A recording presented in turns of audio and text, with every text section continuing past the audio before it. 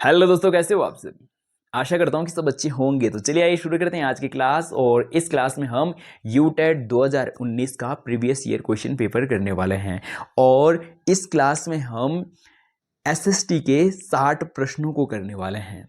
और साथ में दोस्तों हम जैसे मान लो कि प्रश्न नंबर 91 है, प्रश्न नंबर 91 में 4 ऑप्शन पूछे गए हैं, तो हम चारों ऑप्शनों के बारे में समझने वाले हैं कि इससे अगले बार किस प्रकार से प्रश्न पूछा जा सकता है। तो दोस्तों क्लास को शुरू करने से पहले आप सभी एक कॉपी और पेन ले लें और उसमें 91 से और 150 तक क्या कर लेंगे, नंबरिंग कर लेंगे। हम जब ये क्लास कर लेंगे तो क्लास के अंत में आप देखेंगे कि जैसे मान लो कि आपका प्रश्न नंबर 91 क्या हो गया, सही हो गया। मैं जैसे ही ये प्रश्न शुरू करता हूं तो आप क्लास को रोकेंगे, वीडियो को रोकेंगे और आप प्रश्नों को पढ़ेंगे और प्रश्न का जवाब आप अपने कॉपी में दे देंगे कि जैसे मान लो कि इस प्रश्न का सही उत्तर क्या होने वाला है, ऑप्शन नंबर बी होने वाला है, तो आप बी करके इस प्रकार से लिखेंगे। इसी प्रकार से आगे बढ़ते हुए क्रम में भी आप ऐसा ही करेंगे। और जब हम इस क्लास में 150 वहां जो नंबर है या प्रश्न है ये कर लेंगे, तो आप इस वीडियो के अंत में पाएंगे कि आपके 60 में से कितने प्रश्न सही हुए। ऐसा करने से होगा क्या कि ऐसा करने से आप अपनी जो तैयारी है आपकी, उसका मूल्यांकन आप स्वयं से कर पाएंगे कि आपके 60 में से कितने प्रश्न सही हो रहे हैं। ठीक है, तो चलिए शुरू करते हैं दोस्तों क्लास को। तो दोस्तों प्रश्न नंबर 91 है, भारतीय संविधान का अनुच्छेद 51 संबंधित है या 51 का क किससे संबंधित है। तो हमारे पास ऑप्शन दिए गए हैं, मौलिक अधिकारों से संबंधित है, या मौलिक कर्तव्यों से संबंधित है, या राष्ट्रपति से संबंधित है, या प्रधानमंत्री से संबंधित है। तो दोस्तों अगर हम बात करें कि इस प्रश्न का जो सही उत्तर हो जाएगा वो क्या होगा, पहले हम जान लेते हैं कि जो ए है, ए में क्या है, मौलिक अधिकार। तो मौलिक अधिकारों का जो दोस्तों वर्णन है हमारे संविधान के, वो अनुच्छेद 12 से कितने में किया गया है, 35 में किया गया है। अनुच्छेद 12 से कितने में किया गया है, 35 में किया गया है। और हमारे पास अनुच्छेद 51 पूछा गया है, तो ये सही जवाब नहीं होने वाला है। ठीक है, साथ में आपको ये भी ध्यान रखना है कि अनुच्छेद 12 से 35 में किस चीज का वर्णन है, मौलिक अधिकारों का। हो सकता है अगले बार प्रश्न इस प्रकार से पूछा जाए कि जो भारतीय संविधान है,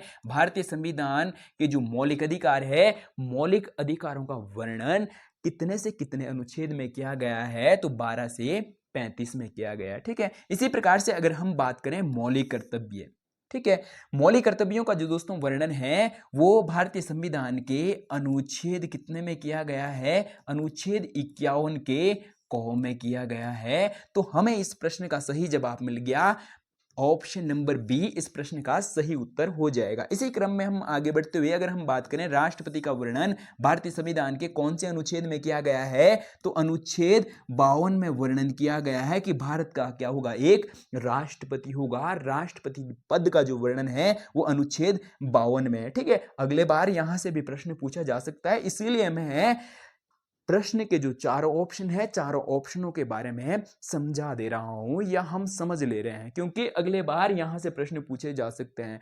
बहुत सारे साथी ऐसे होते हैं कि जो सीधा सीधा क्या करते हैं, इस प्रश्न का देखा और उत्तर देखा और आगे बढ़ गए और चारों ऑप्शनों को नहीं समझ पाते हैं। ऐसा करने से दोस्तों आपकी तैयारी अच्छे से नहीं होने वाली है। लेकिन अगर आप इस प्रकार से क्या कर रहे हैं, तैयारी कर रहे हैं, तो जो आपका तैयारी का लेवल है वो नेक्स्ट लेवल तक जाने वाला है।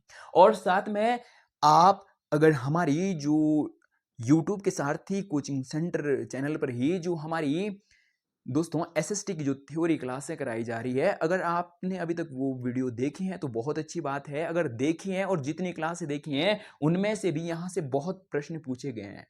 और अगर आप हमारे साथ पहले से क्या कर रहे हैं, तैयारी कर रहे हैं, तो आपको इस पेपर सॉल्व करने के साथ साथ पता लग जाएगा कि जो हम पढ़ा रहे हैं वहां से कितने प्रश्न पूछे जाते हैं। ठीक है, और अगर अभी तक आप हमारे सारथी कोचिंग सेंटर में पहली बार हो तो चैनल को सब्सक्राइब कर सकते हैं और वीडियो को लाइक भी कर सकते हैं। तो चलिए बढ़ते हैं साथियों आगे की ओर।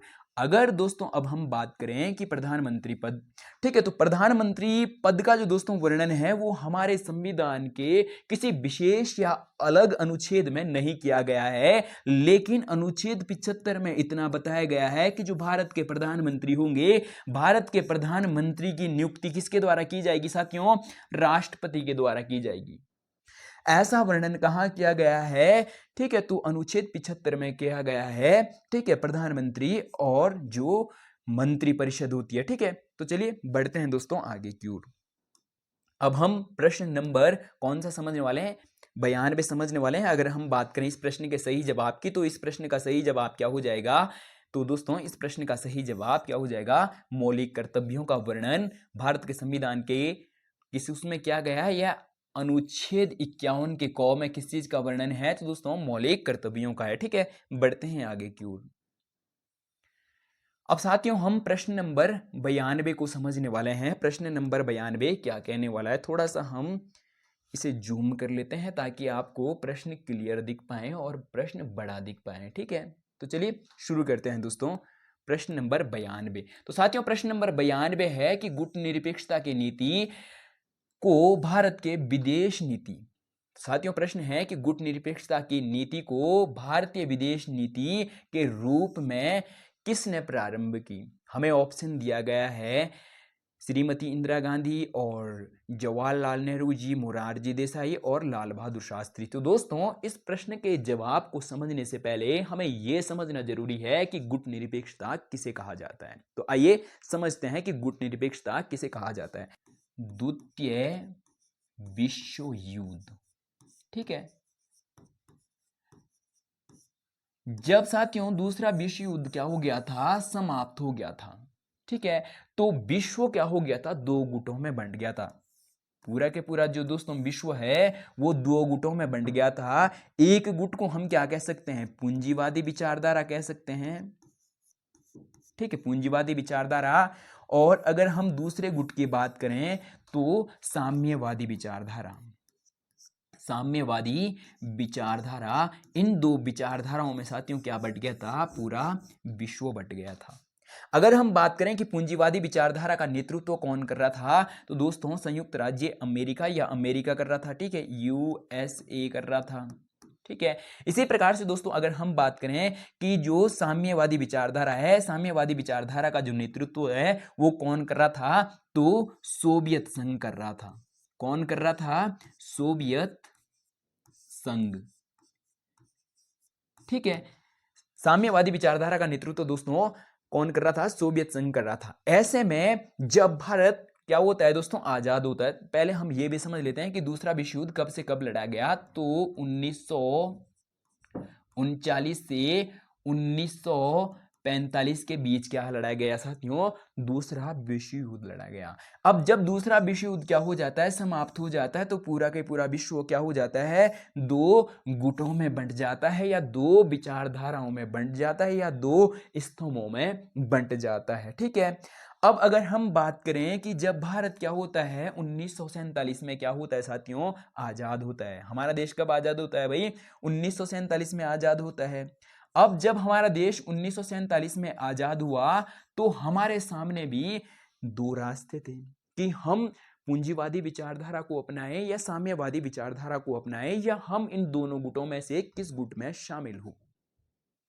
अगर हम बात करें कि हम किस गुट में शामिल हुए, तो हम इन दोनों गुटों में से किसी भी गुट में शामिल नहीं हुए। ना होने का कारण ये था क्योंकि हम उस समय गुलामी की मार हम पहले से ही झेल चुके थे, और अब हम फिर से नहीं चाहते थे कि हम पूंजीवादी या साम्यवादी विचारधारा के साथ शामिल हो और हमें इनके जो गुट है इन गुटों की मार झेलनी पड़े। हमने क्या किया? हम ना तो पूंजीवादी विचारधारा और ना साम्यवादी विचारधारा किसी भी गुट के साथ हम क्या नहीं हुए? शामिल नहीं हुए। और हमने जो एक जिसे तीसरी दुनिया क्या कहा जा सकता है, पहली दुनिया किसे कहा जाता है दोस्तों? जो पूंजीवादी विचारधारा है और दूसरी भी दुनिया की से जो साम्यवादी विचारधारा है। हमने दोस्तों अपने आप को क्या रखा, इन दोनों गुटों से अलग रखा, जिसे क्या नाम दिया गया, गुट निरपेक्षता की नीति। गुट निरपेक्षता का अर्थ क्या होता है, गुट का मतलब गुट, ये विश्व दो गुटों में बंट गया था, और निरपेक्ष का मतलब है कि इन दोनों गुटों के साथ या इन दोनों गुटों में से हम किसी भी गुट के साथ शामिल नहीं है, हम क्या है, निष्पक्ष है। ठीक है, हम इन दोनों गुटों से क्या है, अलग है। ठीक है, इस नीति को ही दोस्तों क्या कहा गया, गुट निरपेक्षता की नीति कहा गया। ठीक है, अगर हम बात करें कि ये गुट निरपेक्षता को अपनाने वाले हमारे तत्काल प्रधानमंत्री कौन थे या उस समय के प्रधानमंत्री कौन थे, तो दोस्तों इस प्रश्न का सही उत्तर हो जाएगा ऑप्शन नंबर बी, सही उत्तर हो जाएगा पंडित जवाहरलाल नेहरू जी। तो हो सकता है दोस्तों ये क्लास थोड़ा ज्यादा लंबी हो जाए, लेकिन हम क्या करेंगे, अपने कॉन्सेप्ट को क्लियर करने का प्रयास करेंगे, ताकि आगे आने वाले पेपरों में इन चार ऑप्शनों में से किसी भी प्रकार से प्रश्न पूछा जाए, वो प्रश्न हमारा गलत ना हो। भले ही टाइम ज्यादा लग जाएगा, लेकिन हम क्या करेंगे, चारों के चारों ऑप्शनों को बहुत डिटेल से समझने वाले हैं। तो चलिए बढ़ते हैं आगे की ओर। अब जो साथियों हम प्रश्न समझने वाले हैं, प्रश्न नंबर कौन सा हो जाएगा, प्रश्न नंबर 93। ठीक है, तो प्रश्न नंबर 93 है, भारतीय संविधान के किस अनुच्छेद द्वारा राज्य सरकारों को ग्राम पंचायतों को गठित करने हेतु निर्देशित किया गया है। तो साथियों ये प्रश्न अभी वर्तमान समय में आ भी सकता है।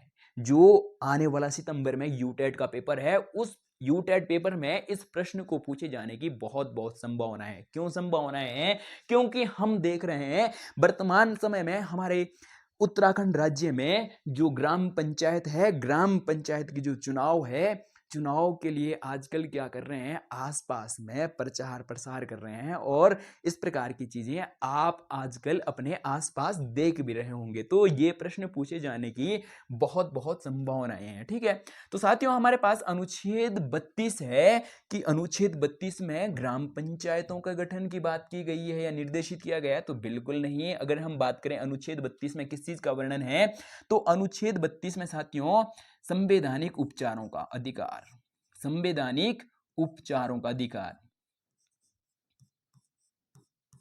उपचारों का अधिकार का वर्णन किया गया है। ठीक है, और इसी क्रम में साथियों अगर हम बात करें अनुच्छेद 40, तो अनुच्छेद 40 में ही साथियों किस चीज का वर्णन किया गया है, ग्राम पंचायतों का गठन का या गठित करने का क्या किया गया है दोस्तों, निर्देशित किया गया है। और इसी क्रम में साथियों अगर हम बात करें अनुच्छेद 48, कृषि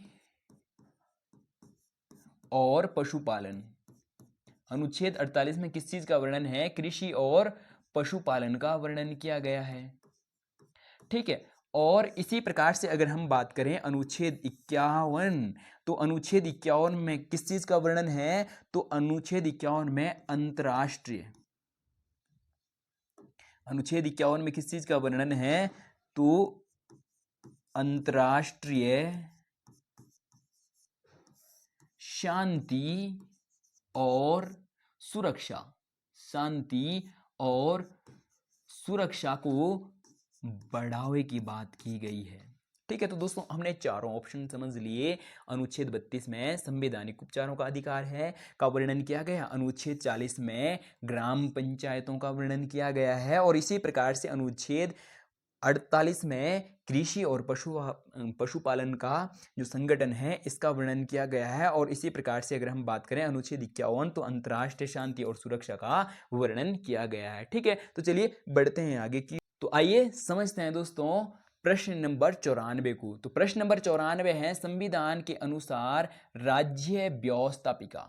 तो दोस्तों संविधान के अनुसार जो राज्यों की क्या है, व्यवस्थापिका है, व्यवस्थापिका के दोस्तों उच्च सदन का गठन और समाप्ति की संस्तुति की जाती है।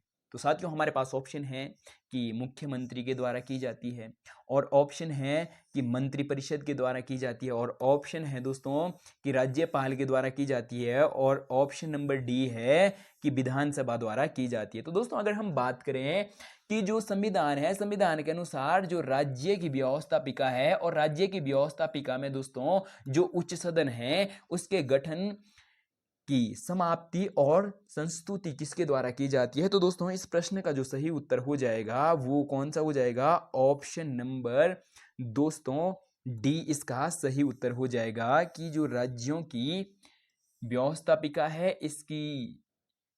इसका जो उच्च सदन है इसका गठन और समाप्ति की स्तुति किसके द्वारा की जाती है? दोस्तों विधानसभा के द्वारा की जाती है। तो चलिए बढ़ते हैं आगे की ओर।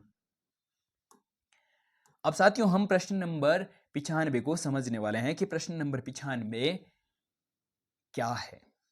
तो आइए समझते हैं कि प्रश्न नंबर 95 क्या है। तो साथियों प्रश्न नंबर 95 है, राज्य विधानसभा द्वारा पारित विधेयक को विधान परिषद द्वारा अधिकतम कितने समय के लिए रोका जा सकता है?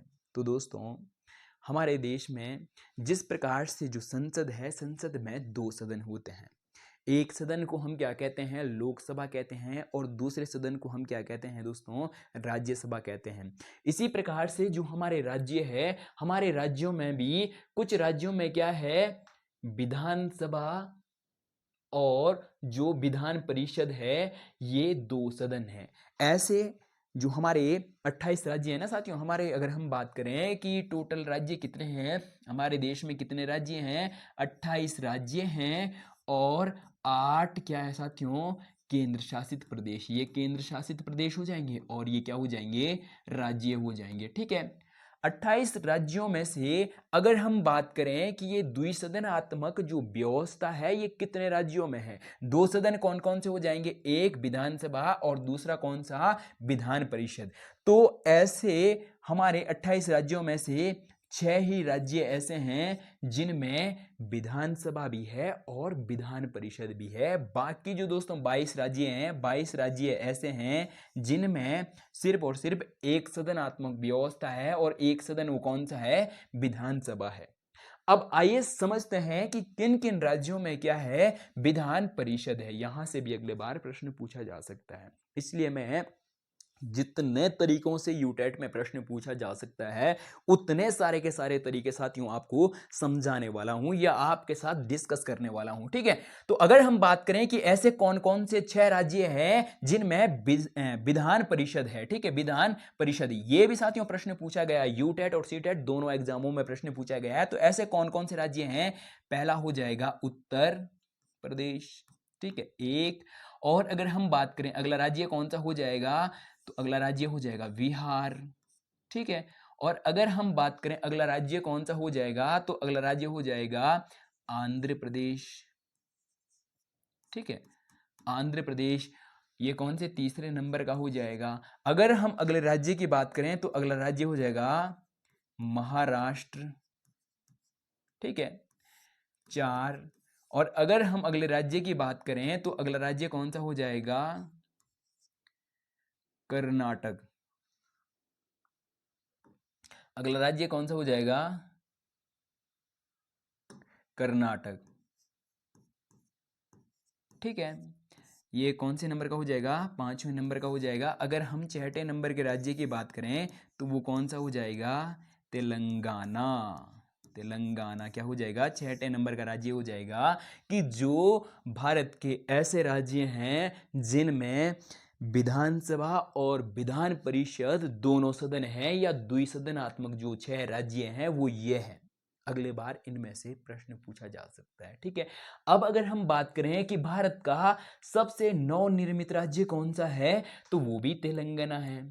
अगले बार तेलंगाना से प्रश्न पूछा जा सकता है, या तो प्रश्न पूछा जा सकता है कि भारत का सबसे नवनिर्मित राज्य कौन सा है या सबसे नया राज्य कौन सा है।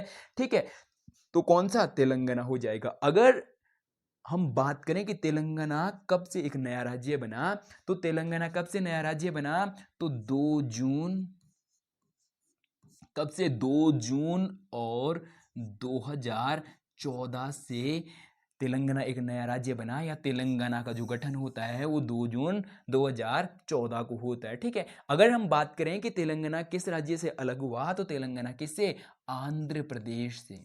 आंध्र प्रदेश से क्या हुआ? तेलंगाना अलग हुआ। ठीक है, तो चलिए बढ़ते हैं आगे की ओर। और अगर हम बात करें अब इस प्रश्न के सही उत्तर की, तो प्रश्न पूछा गया था कि राज्य विधानसभा द्वारा पारित विधेयक को विधान परिषद द्वारा अधिकतम कितने समय के लिए रोका जा सकता है? ठीक है, हमें ऑप्शन दिया गया है कि 1 माह, ऑप्शन अगला है बी है 4 माह, और ऑप्शन सी है 6 माह, और ऑप्शन डी है 1 वर्ष के लिए। तो साथियों अगर हम बात करें इस प्रश्न का जो सही उत्तर हो जाएगा, तो इस प्रश्न का सही उत्तर क्या हो जाएगा साथियों? ऑप्शन नंबर बी सही उत्तर हो जाएगा कि राज्य के विधानसभा द्वारा पारित विधेयक को विधानसभा सिर्फ कितने महीने के लिए रोक सकती है? सिर्फ 4 माह के लिए रोक सकती है। तो चलिए बढ़ते हैं आगे की ओर। अगला प्रश्न है साथियों प्रश्न नंबर 96। भारत के राष्ट्रपति के चुनाव संबंधी विवादों को निर्णित किया जाता है कि जो भारत का संविधान है, और भारत के संविधान में राष्ट्रपति पद का वर्णन अनुच्छेद 52 में किया गया है। और आगे पूछा जा रहा है कि जो राष्ट्रपति है, राष्ट्रपति के जो चुनाव संबंधी विवाद है,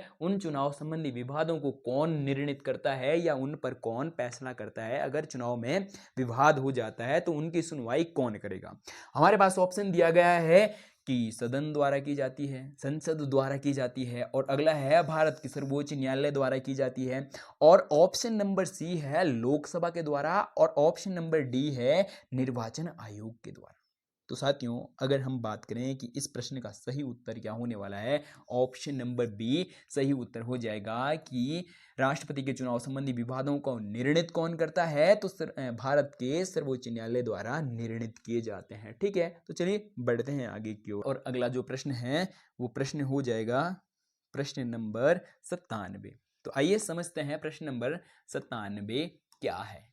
यदि कोई व्यक्ति संसद सदस्य नहीं है, तो साथियों प्रश्न पूछा गया है, देखा आप ध्यान से देखें कि अगर कोई व्यक्ति क्या नहीं है, संसद का सदस्य नहीं है, और उसे मंत्रिपरिषद का क्या बनाया जाता है? सदस्य बनाया जाता है, तो उसे कितने समय के अंतर्गत किसी भी सदन का क्या होना होता है? सदस्यता प्राप्त करनी अनिवार्य होती है। बहुत बहुत महत्वपूर्ण प्रश्न है। तो इसी को हम अगले तरीके से भी समझ सकते हैं। हो सकता है अभी तो ये किसके संदर्भ में पूछा गया है? संसद के संदर्भ में पूछा गया। हो सकता है इसे अब अगले बार किसके संदर्भ में पूछा जाए? विधानसभा के संदर्भ में पूछा जाए, विधानसभा। और अगर हम बात करें विधानसभा कहाँ होती है भाई? तो राज्यों में होती है। और संसद पूरे केंद्र के लिए ये क्या करती है? संसद क्या करती है? पूरे देश के लिए नियम बनाती है। और विधानसभा क्या करती है? जिस राज्य की विधानसभा होती है उस राज्य के लिए ही क्या करती है? नियम कानून बनाती है। ठीक है, अब अगर हम बात करें कि जो संसद है, संसद में कितने? 2 सदन होते हैं दोस्तों। अगर हम बात करें कि जो संसद है, ठीक है, संसद में कितने सदन होते हैं? 2 सदन होते हैं। अगर हम बात करें कि संसद में 2 सदन कौन कौन से होते हैं, तो एक होता है लोकसभा, ठीक है, और अगला जो सदन होता है वो कौन सा होता है? राज्यसभा। ठीक है, और हमें प्रश्न क्या पूछा गया है कि यदि कोई व्यक्ति संसद का क्या नहीं है? सदस्य नहीं है, तो उसे मंत्रिपरिषद का क्या बनाया गया? सदस्य बनाया गया। भाई वो इनका सदस्य ही नहीं है, और उन्हें सीधा सीधा क्या बना दिया? मंत्रिपरिषद का सदस्य बना दिया गया। ठीक है, उसे कितने समय के अंतर्गत किसी भी सदन या तो लोकसभा या राज्यसभा की सदस्यता प्राप्त करना अनिवार्य है। तो दोस्तों अगर हम बात करें इस प्रश्न का सही जवाब को थोड़ा बाद में समझेंगे, पहले इसे थोड़ा अपने उत्तराखंड के संदर्भ में समझ लेते हैं। इसका उदाहरण सीधा हम अपने उत्तराखंड से समझेंगे। ठीक है, जैसे हमने बात करी ना कि विधानसभा से अगला प्रश्न पूछा जा सकता है, तो हो सकता है कि इस बार पूछा ही जाए, विधानसभा से ही पूछा जाए कि कोई व्यक्ति क्या नहीं है? विधानसभा का सदस्य नहीं है, और उसे क्या बनाया जाता है? मंत्रिपरिषद का सदस्य बनाया जाता है। और तो उसे कितने समय के अंतर्गत क्या करना होगा? यहाँ विधानसभा होगा भाई। ठीक है, विधानसभा का सदस्य बनना होगा। इसे हम सीधा सीधा अपने उत्तराखंड के संदर्भ में समझते हैं। उत्तराखंड जो विधानसभा के चुनाव हुए, विधानसभा के चुनाव कब हुए?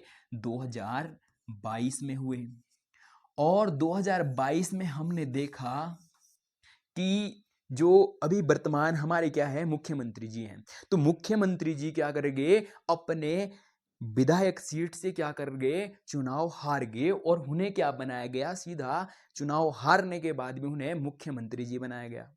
ठीक है, अब उन्हें कितने महीने के अंदर क्या करना होगा? विधानसभा की सदस्यता लेनी होगी।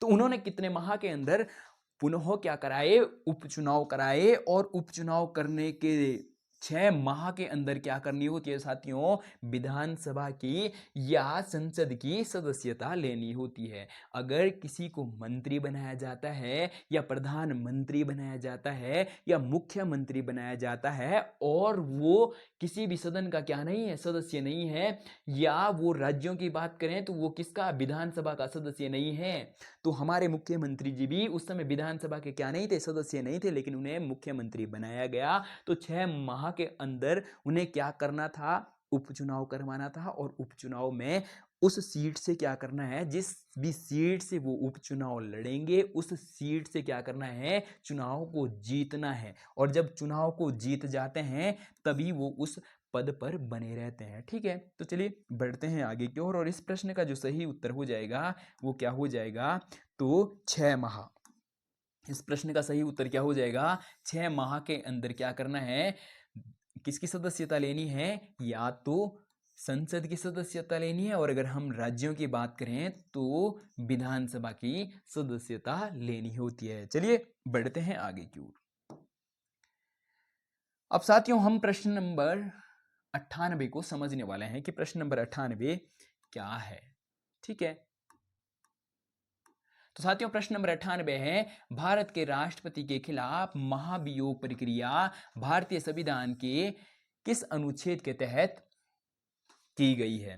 ठीक है, तो हमारे पास ऑप्शन है 59 है, 60 है, 61 है, या उपरोक्त सभी।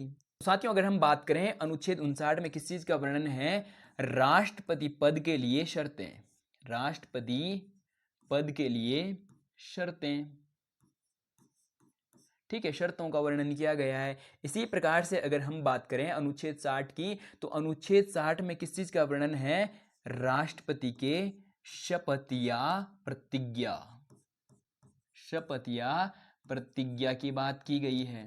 ठीक है, इसी प्रकार से साथियों अगर हम बात करें अनुच्छेद 61, तो अनुच्छेद 61 में ही जो राष्ट्रपति के खिलाफ महाभियोग है उस चीज का वर्णन किया गया। अनुच्छेद 61 में किस चीज का वर्णन किया गया है, तो अनुच्छेद 61 में ही राष्ट्रपति के खिलाफ जो महाभियोग की प्रक्रिया है उसका वर्णन भारतीय संविधान के अनुच्छेद 61 में किया गया है। तो इस प्रश्न का जो सही उत्तर हो जाएगा वो ऑप्शन नंबर सी सही उत्तर हो जाएगा। तो चलिए बढ़ते हैं आगे की ओर। अब अगला जो हमारा प्रश्न होने वाला है प्रश्न नंबर 99। तो आइए समझते हैं कि प्रश्न नंबर 99 क्या है, और अगले बार इसी प्रश्न को अगले तरीके से किस प्रकार से पूछा जा सकता है ये भी समझने वाले हैं। ठीक है, तो प्रश्न है भारत के राष्ट्रपति द्वारा लोकसभा में कितने आंग्ल भारतीय समुदाय के सदस्यों को मनोनीत किया जाता है। बाकी सदस्य तो साथियों क्या होते हैं, निर्वाचित होते हैं, लेकिन राष्ट्रपति कुछ सदस्यों को मनोनीत भी कर सकता है। ठीक है, तो अगर हम बात करें ऑप्शन हमारे पास है 1, 2, 3 और 5, तो इस प्रश्न का जो सही उत्तर हो जाएगा वो ऑप्शन नंबर बी सही उत्तर हो जाएगा कि राष्ट्रपति लोकसभा में कितने सदस्यों को मनोनीत कर सकता है, 2 सदस्यों को मनोनीत कर सकता है। अब अगले बार किस प्रकार से प्रश्न पूछा जा सकता है, अब लोकसभा के जगह हो सकता है अगले बार राज्यसभा पूछ दिया जाए, लोकसभा के जगह क्या पूछ दिया जाए, राज्यसभा पूछ दिया जाए कि राज्यसभा में राष्ट्रपति कितने सदस्यों को मनोनीत कर सकता है। तो राज्यसभा में राष्ट्रपति कितने सदस्यों को मनोनीत कर सकता है, तो साथियों 12 सदस्यों को मनोनीत कर सकता है, जो शिक्षा, विज्ञान या समाज सेवा या खेल में, इनमें जो क्या करते हैं उत्कृष्ट स्थान होता है जिनका, या समाज सेवा में जो अच्छा काम करते हैं, उन 12 सदस्यों को राष्ट्रपति द्वारा राज्यसभा में मनोनीत किया जाता है। तो चलिए बढ़ते हैं आगे की ओर। अगला जो प्रश्न है अगला प्रश्न है प्रश्न नंबर 100।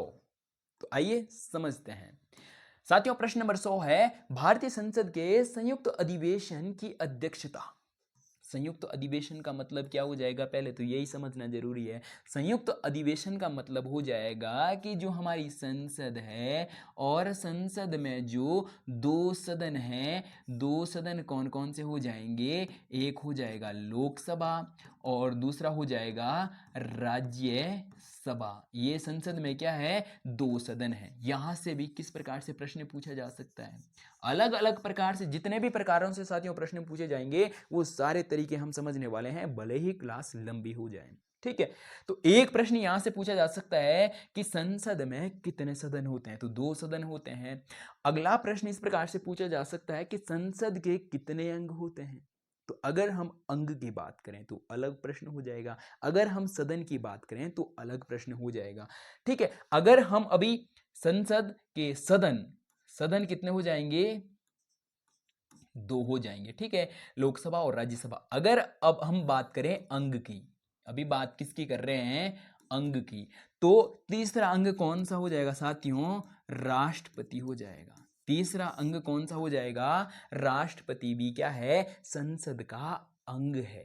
लेकिन राष्ट्रपति संसद में नहीं बैठते हैं। राष्ट्रपति कहाँ बैठते हैं, राष्ट्रपति भवन में बैठते हैं। अब अगर हम बात करें कि फिर भी ये राष्ट्रपति जी संसद का अंग क्यों है, क्योंकि लोकसभा और राज्यसभा से जो भी क्या होता है, बिल पास होता है, लोकसभा या राज्यसभा से जो भी बिल पास होता है उस पर जब तक राष्ट्रपति जी क्या नहीं करते हैं, हस्ताक्षर नहीं करते हैं, तब तक वो बिल विधेयक नहीं बन सकता है, या तब तक वो बिल कानून नहीं बन सकता है, या अधिनियम नहीं बन सकता है। तो इसलिए जो संसद है, संसद के 3 अंग है, उन 3 अंगों में से राष्ट्रपति भी संसद के अंग हैं। ठीक है, अगर हम सदन की बात करें तो सदन कितने हो जाएंगे, तो सदन कितने हो जाएंगे साथियों, तो सदन 2, और अगर हम अंग की बात करें तो अंग कितने हो जाएंगे, 3 हो जाएंगे। ठीक है, अब प्रश्न में क्या पूछा गया है कि जो भारतीय संसद है, भारतीय संसद का संयुक्त अधिवेशन, संयुक्त अधिवेशन का मतलब है लोकसभा और राज्यसभा, इन दोनों का संयुक्त अधिवेशन बुलाया जाएगा कि दोनों को क्या साथ में बिठाया जाएगा, तो वो उसकी अध्यक्षता कौन करते हैं। तो अगर हम बात करें कि अध्यक्षता कौन करते हैं, तो हमारे पास ऑप्शन है लोकसभा अध्यक्ष, उपराष्ट्रपति और प्रधानमंत्री और राष्ट्रपति। तो इस प्रश्न का सही जवाब क्या हो जाएगा, लोकसभा अध्यक्ष ही क्या करते हैं, संसद के संयुक्त अधिवेशन की अध्यक्षता करते हैं। अगला प्रश्न किस प्रकार से पूछा जाएगा, अगला प्रश्न पूछा जाएगा कि जो संसद है, संसद का जो संयुक्त अधिवेशन है, संयुक्त अधिवेशन कौन बुलाता है। अगर प्रश्न इस प्रकार से पूछा जाए कि संसद का, भारतीय संसद में जो संयुक्त अधिवेशन है, संयुक्त अधिवेशन कौन बुलाता है, तो कौन बुलाते हैं संयुक्त अधिवेशन को, राष्ट्रपति जी बुलाते हैं। लेकिन अगर हम अध्यक्षता की बात करें तो अध्यक्षता कौन करते हैं, लोकसभा के अध्यक्ष करते हैं। ठीक है, अलग अलग प्रकार से प्रश्न पूछा जा सकता है। अब अगर हम बात करें कि भाई ये जो संयुक्त अधिवेशन है ये साल में कितने बार होना चाहिए, तो 6 महीने के अंतराल में साल में 2 बार होना चाहिए। यहां से भी प्रश्न पूछा गया है। ठीक है, तो चलिए बढ़ते हैं आगे की ओर। और अब अगर हम बात करें, अगला जो प्रश्न है प्रश्न नंबर 101, आइए समझते हैं। भारतीय संविधान के 10वीं अनुसूची संबंधित है, किससे संबंधित है भाई, चुनाव से संबंधित है, या दल बदल से संबंधित है, या पंचायतों से संबंधित है, या भाषाओं से संबंधित है। तो आइए समझते हैं। अगर हम बात करें कि चुनाव से संबंधित, तो चुनाव से संबंधित भारतीय संविधान में कितनी अनुसूचियां हैं साथियों, 12 अनुसूचियां हैं। इन 12 के 12 अनुसूचियों को एक बार हम अलग से समझेंगे, क्योंकि यहां से बहुत बहुत बार प्रश्न पूछा जाता है, या हर बार यहां से लगभग 2 से 3 प्रश्न पूछे ही पूछे जाते हैं। भारतीय संविधान की जो 12 अनुसूचियां हैं, इन 12 अनुसूचियों को हम एक अलग क्लास में समझेंगे। ठीक है, तो अगर हम बात करें कि चुनाव से संबंधित जो 12 अनुसूचियां हैं, ये चुनाव से संबंधित नहीं है। अब अगर हम बात करें दल बदल, दल बदल से संबंधित कौन सी अनुसूची हो जाएगी साथियों, 10वीं अनुसूची हो जाएगी। और यही हमें प्रश्न पूछा गया है, और इस प्रश्न का सही जवाब हमें मिल गया है। अब आगे समझते हैं। अगर हम बात करें कि पंचायतों से संबंधित कौन सी अनुसूची है, तो पंचायतों से संबंधित कौन सी अनुसूची हो जाएगी दोस्तों, तो वो 11वीं अनुसूची हो जाएगी। ठीक है, इसी प्रकार से साथियों अगर हम बात करें कि भाषाओं से संबंधित कौन सी अनुसूची है, तो 8वीं अनुसूची हो जाएगी। ठीक है, अब थोड़ा सा और आगे का समझ लेते हैं कि अगले बार किस प्रकार से प्रश्न पूछा जा सकता है। अगले बार इन भाषाओं से ही संबंधित प्रश्न पूछा जा सकता है कि जब हमारा संविधान बनकर तैयार हुआ, या मूल संविधान में कितने भाषाओं को संवैधानिक दर्जा दिया गया था। प्रश्न पूछा जा सकता है और पूछा भी गया है, बहुत बार प्रश्न पूछा गया है। अगर हम बात करें कि जब हमारा संविधान बनकर तैयार हुआ, मूल संविधान में कितने भाषाओं को संवैधानिक दर्जा था, तो 14 भाषाओं को क्या था, संवैधानिक दर्जा था। अगर हम अब बात करें कि जो 8वीं अनुसूची है, 8वीं अनुसूची में वर्तमान समय में जो हमारा संविधान है, हमारे संविधान की 8वीं अनुसूची में कितने भाषाओं को संवैधानिक दर्जा दिया गया है, तो वर्तमान समय में कितनी, 22 भाषाएं हैं। ठीक है, अब अगर हम बात करें कि जो ये 14 से 22 हो गई, ये 8 जो नई भाषाएं जोड़ी गई, इनको कब कब जोड़ा गया, तो 3 अलग अलग संविधान संशोधन हुए। उन 3 अलग संविधान संशोधनों में इन 8 भाषाओं को जोड़ा गया। इनको हम तब समझेंगे कि इन 3 अलग अलग संविधान संशोधन द्वारा ये 8 भाषाएं कौन कौन सी जोड़ी गई, जब हम 12 के 12 अनुसूचियों को एक अलग क्लास में समझेंगे। तो उसके लिए आपको क्या करना होगा, तो उसके लिए आप हमारे सारथी कोचिंग सेंटर चैनल को क्या करके रखेंगे, सब्सक्राइब करके रखेंगे। ठीक है, तभी आपको ये सारी क्लासें देखने को मिलेंगी। ठीक है, तो चलिए बढ़ते हैं आगे की ओर। तो इस प्रश्न का सही जवाब हमें मिल गया है कि जो भारतीय संविधान की 10वीं अनुसूची है, 10वीं अनुसूची किससे संबंधित है, तो साथियों 10वीं अनुसूची किससे संबंधित हो जाएगी, तो किससे, दल बदल से संबंधित है। ठीक है, तो चलिए बढ़ते हैं आगे की ओर। अब हम प्रश्न नंबर 102 को समझने वाले हैं। तो आइए समझते हैं प्रश्न नंबर 102 क्या कहता है। भारत के सर्वोच्च न्यायालय में न्यायाधीशों की संख्या को कौन बढ़ा सकता है, तो हमारे पास ऑप्शन है राष्ट्रपति, प्रधानमंत्री, संसद और इनमें से कोई नहीं। तो साथियों अगर हम बात करें कि भारतीय संविधान में जो सर्वोच्च न्यायालय है और सर्वोच्च न्यायालय के भी जो न्यायाधीश है, उनकी संख्या को कौन बढ़ा सकता है, तो हमारे पास इस प्रश्न का सही उत्तर हो जाएगा ऑप्शन नंबर सी। सही उत्तर हो जाएगा कि भारत का जो संसद है, भारत का संसद ही क्या कर सकता है, सर्वोच्च न्यायालय में न्यायाधीशों की संख्या को बढ़ा सकता है। ऐसी पावर किसके पास है, संसद के पास है, क्योंकि संसद ही क्या करती है, हमारे देश के लिए नियम कानून बनाती है। ठीक है, तो चलिए बढ़ते हैं आगे की ओर। तो साथियों जब हम पॉलिटिकल साइंस से क्लासें करेंगे, क्लास 6, 7, 8 की जो एनसीईआरटी को पढ़ेंगे, उसमें हम ये सारी चीज़ें और भी डिटेल में डिस्कस करने वाले हैं। बस आपको उसके लिए हमारे सारथी कोचिंग सेंटर चैनल को क्या करके रखना है, सब्सक्राइब करके रखना है। तभी आप हमारी जो हमारे द्वारा एसएसटी के लिए थ्योरी क्लासें चलाई जा रही है, ठीक है, उनको देख पाएंगे। अगर आपने हमारा सारथी कोचिंग सेंटर चैनल को क्या कर रखा होगा, सब्सक्राइब करके रखा होगा। ठीक है, आइए समझते हैं प्रश्न साथियों। प्रथम पिछड़ा वर्ग आयोग के अध्यक्ष कौन थे, तो साथियों हमारे पास ऑप्शन है बीबी मंडल और काका साहेब कालेलकर, और ऑप्शन नंबर सी है एम सिंह, और ऑप्शन नंबर डी है LM सिंह भी। ठीक है, तो अगर हम बात करें साथियों, इस प्रश्न का जो सही उत्तर हो जाएगा वो हो जाएगा ऑप्शन नंबर बी। इस प्रश्न का सही उत्तर हो जाएगा काका साहेब कालेलकर। इस प्रश्न के सही उत्तर हो जाएगा कि प्रथम पिछड़ा वर्ग आयोग के अध्यक्ष कौन थे, काका साहेब कालेलकर। ठीक है, बढ़ते हैं आगे की ओर। अब साथियों हम प्रश्न नंबर 104 को समझने वाले हैं कि प्रश्न नंबर 104 क्या कहता है। तो आइए समझते हैं। प्रश्न नंबर 104 है कि भारत सरकार द्वारा महिला सबलीकरण, बहुत बहुत इंपॉर्टेंट प्रश्न है साथियों, महिला सबलीकरण जो नीति है इसकी घोषणा कब की गई। हमारे पास ऑप्शन है, ऑप्शन नंबर ए है 1999, बी है 2000, और सी है 2001, और डी है दोस्तों 2005। तो अगर हम बात करें दोस्तों महिला सबलीकरण हेतु राष्ट्रीय नीति की घोषणा कब की गई, तो साथियों इसकी घोषणा 2001 में की गई। 2001 दोस्तों इस प्रश्न का क्या हो जाएगा, सही उत्तर हो जाएगा। बढ़ते हैं आगे की ओर। अब अगला जो दोस्तों प्रश्न है प्रश्न नंबर 105। तो आइए समझते हैं कि प्रश्न नंबर 105 क्या है। उत्तराखंड की विधानसभा में अनुसूचित जाति के सदस्यों के लिए कितनी स्थान सुरक्षित है या कितनी सीटें आरक्षित है, तो साथियों यहां से भी बहुत बहुत बार प्रश्न पूछा गया है।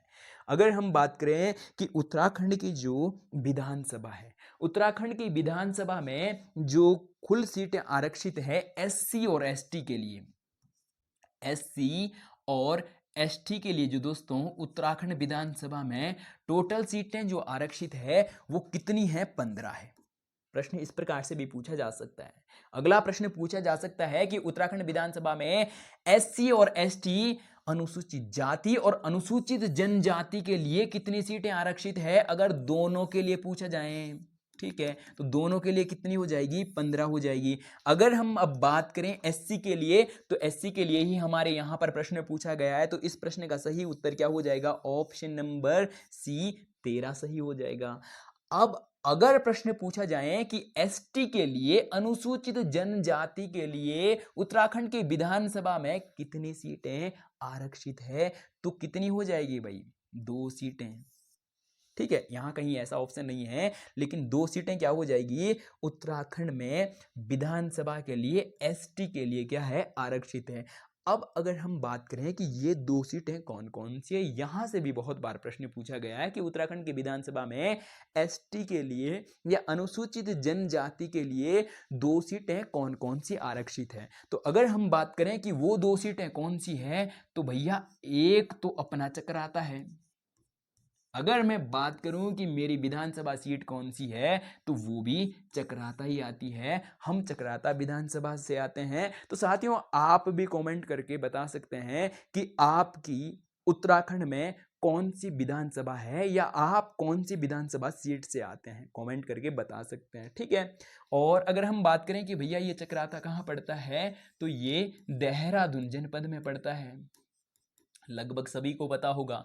ठीक है, अगर हम बात करें कि दूसरे नंबर की जो आरक्षित सीट है एसटी के लिए, वो उधम सिंह नगर, ठीक है, उधम सिंह नगर के दोस्तों नानकमत्ता, उधम सिंह नगर के नानकमत्ता, उधम सिंह नगर के दोस्तों कहां से? नानक मत्ता। ठीक है, उधम सिंह नगर के नानक मत्ता से भी दोस्तों एसटी के लिए क्या है?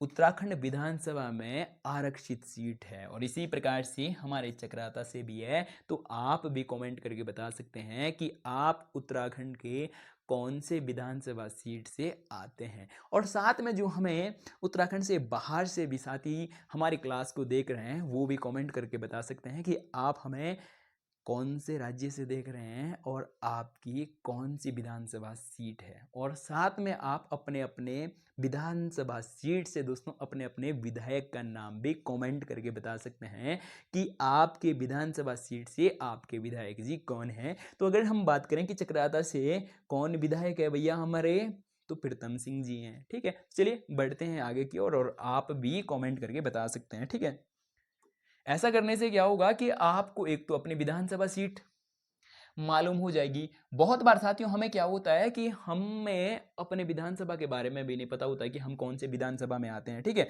तो आप क्या कर लेंगे, कमेंट करके बताएंगे भैया कि आपकी कौन सी विधानसभा सीट आती है। अगर नहीं पता है तो पता करके बता सकते हैं। ठीक है, तो साथियों अगर हम बात करें कि प्रश्न नंबर 106, निम्न में से समितियों में से या निम्न समितियों में से कौन से चुनाव सुधार से संबंधित नहीं है। साथियों अगर हम बात करें कि निम्न में से कौन सी समिति ऐसी है जो चुनाव से संबंधित नहीं है, इनमें से 3 समितियां कैसी होंगी जो चुनाव से संबंधित है, एक समिति ऐसी है जो चुनाव से संबंधित नहीं है। तो साथियों अगर हम बात करें ताराकुंडे समिति, ये भी चुनाव से संबंधित है। इसी प्रकार से अगर हम बात करें सरकारिया समिति, तो साथियों ये चुनाव से संबंधित नहीं है। बात करेंगे कि इससे संबंधित है। इसी प्रकार से अगर हम बात करें इंद्रजीत गुप्ता या गुप्त समिति, तो दोस्तों ये भी किससे संबंधित है, तो ये भी चुनाव से संबंधित है। और इसी प्रकार से अगर हम बात करें दिनेश गोस्वामी समिति, ये भी किससे संबंधित है, चुनाव से संबंधित है। अब अगर हम बात करें साथियों कि जो ये सरकारिया समिति है किससे संबंधित है, तो दोस्तों ये केंद्र और राज्य के बीच जो दोस्तों संतुलन है, ठीक है, उसके बीच संतुलन के लिए ये सरकारीय समिति का गठन किया गया है और साथ में ये क्या करती है कि जो भारतीय संविधान है, भारतीय संविधान के लिए जो दोस्तों इसमें जो सुधार है या बदलाव है उसके लिए भी दोस्तों ये क्या करती है, अपनी सलाह देती है। ठीक है, तो चलिए बढ़ते हैं साथियों आगे की ओर। अब साथियों हम प्रश्न नंबर 107 को समझने वाले हैं कि प्रश्न नंबर 107 किससे संबंधित है या प्रश्न नंबर 107 क्या कहता है। ठीक है, तो दोस्तों प्रश्न है कि निम्न में से कौन सा भारत में कृषि आंदोलन नहीं है। बाकी तो दोस्तों तीन तो यहां पर भी क्या होंगे, कृषि आंदोलन होंगे, लेकिन एक नहीं है। और कौन सा नहीं है, तो दोस्तों खेड़ा आंदोलन बिल्कुल कृषि से संबंधित है। अगर हम बात करें नामधारी आंदोलन या शेतकारी आंदोलन या भारतीय किसान यूनिट आंदोलन, तो ये भी है और ये भी है। अब अगर हम बात करें इनमें से कौन सा आंदोलन क्या नहीं है, कृषि से संबंधित नहीं है, तो दोस्तों ऑप्शन नंबर बी सही उत्तर हो जाएगा। ऑप्शन नंबर बी क्या हो जाएगा, इस प्रश्न का सही उत्तर हो जाएगा। तो साथियों अगर हम बात करें कि नामधारी आंदोलन किससे संबंधित है, तो इसी को अगले कुक्का के नाम से भी जाना जाता है। और किससे संबंधित है, तो बाल विवाह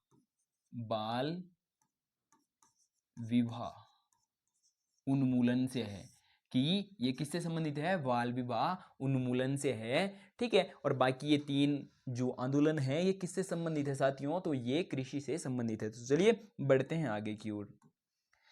अगर साथियों हम बात करें कि प्रश्न नंबर 108 क्या है, तो प्रश्न नंबर 108 है निम्नलिखित में से कौन वैशेषिक दर्शन का संस्थापक है। हमें ऑप्शन दिया गया है जैमिनी और कणाद, गौतम और व्यास। तो दोस्तों इस प्रश्न का जो सही उत्तर है वो ऑप्शन नंबर बी सही उत्तर हो जाएगा। कणाद किससे संबंधित है दोस्तों, वैशेषिक दर्शन से संबंधित है। तो चलिए बढ़ते हैं आगे की ओर। अगला जो दोस्तों प्रश्न है प्रश्न नंबर 109, और प्रश्न नंबर 109 है निम्नांकित हड़प्पा नगरों में से कौन सा नगर पूर्णतः विशेष रूप से कला निर्माण को समर्पित था। तो दोस्तों हड़प्पा सभ्यता से कौन सा ऐसा नगर था कि जो पूरे तरीके से कला निर्माण के लिए समर्पित था। हमारे पास ऑप्शन दिए गए हैं रोपड़, सुरकोडड्डा, और अगला है चुनिंदड़ो, और अगला है राखीगढ़। तो साथियों अगर हम बात करें कि इस प्रश्न का जो सही उत्तर हो जाएगा वो ऑप्शन नंबर सी सही उत्तर हो जाएगा कि चुनिंदड़ो किसके लिए प्रसिद्ध था दोस्तों, तो कला निर्माण के लिए पूर्ण तो क्या था दोस्तों, समर्पित था। ठीक है, तो चलिए बढ़ते हैं आगे की ओर।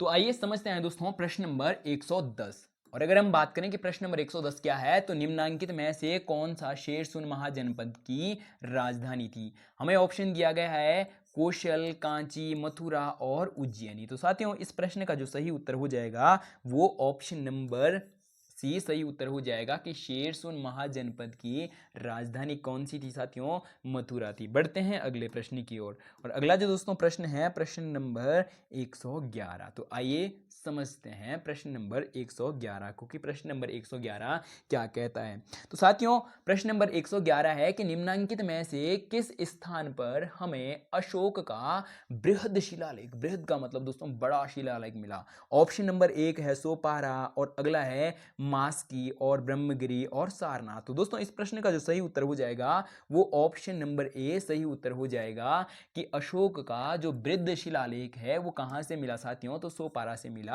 ठीक है, तो चलिए बढ़ते हैं आगे की ओर। अब अगला जो दोस्तों प्रश्न होने वाला है प्रश्न नंबर 112। तो आइए समझते हैं कि प्रश्न नंबर 112 क्या है। तो दोस्तों प्रश्न नंबर 112 है निम्नांकित में से किस काल में भारत में सर्वप्रथम स्तूप अवस्थित में आए।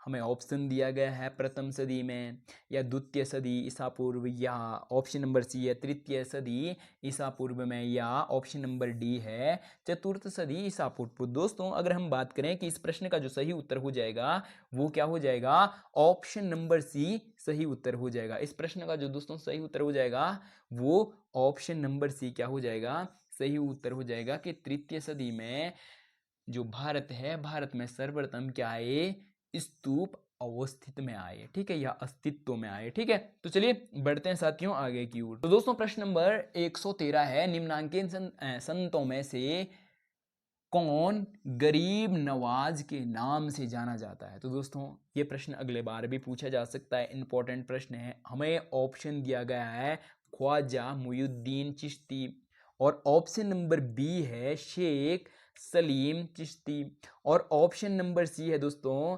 निजामुद्दीन औलिया, और ऑप्शन नंबर डी है दोस्तों बख्तियार खाकी। तो दोस्तों अगर हम बात करें प्रश्न नंबर 113 का जो सही उत्तर हो जाएगा वो ऑप्शन नंबर ए दोस्तों क्या हो जाएगा, सही उत्तर हो जाएगा। ख्वाजा मुइनुद्दीन चिश्ती को किस नाम से जाना जाता था दोस्तों?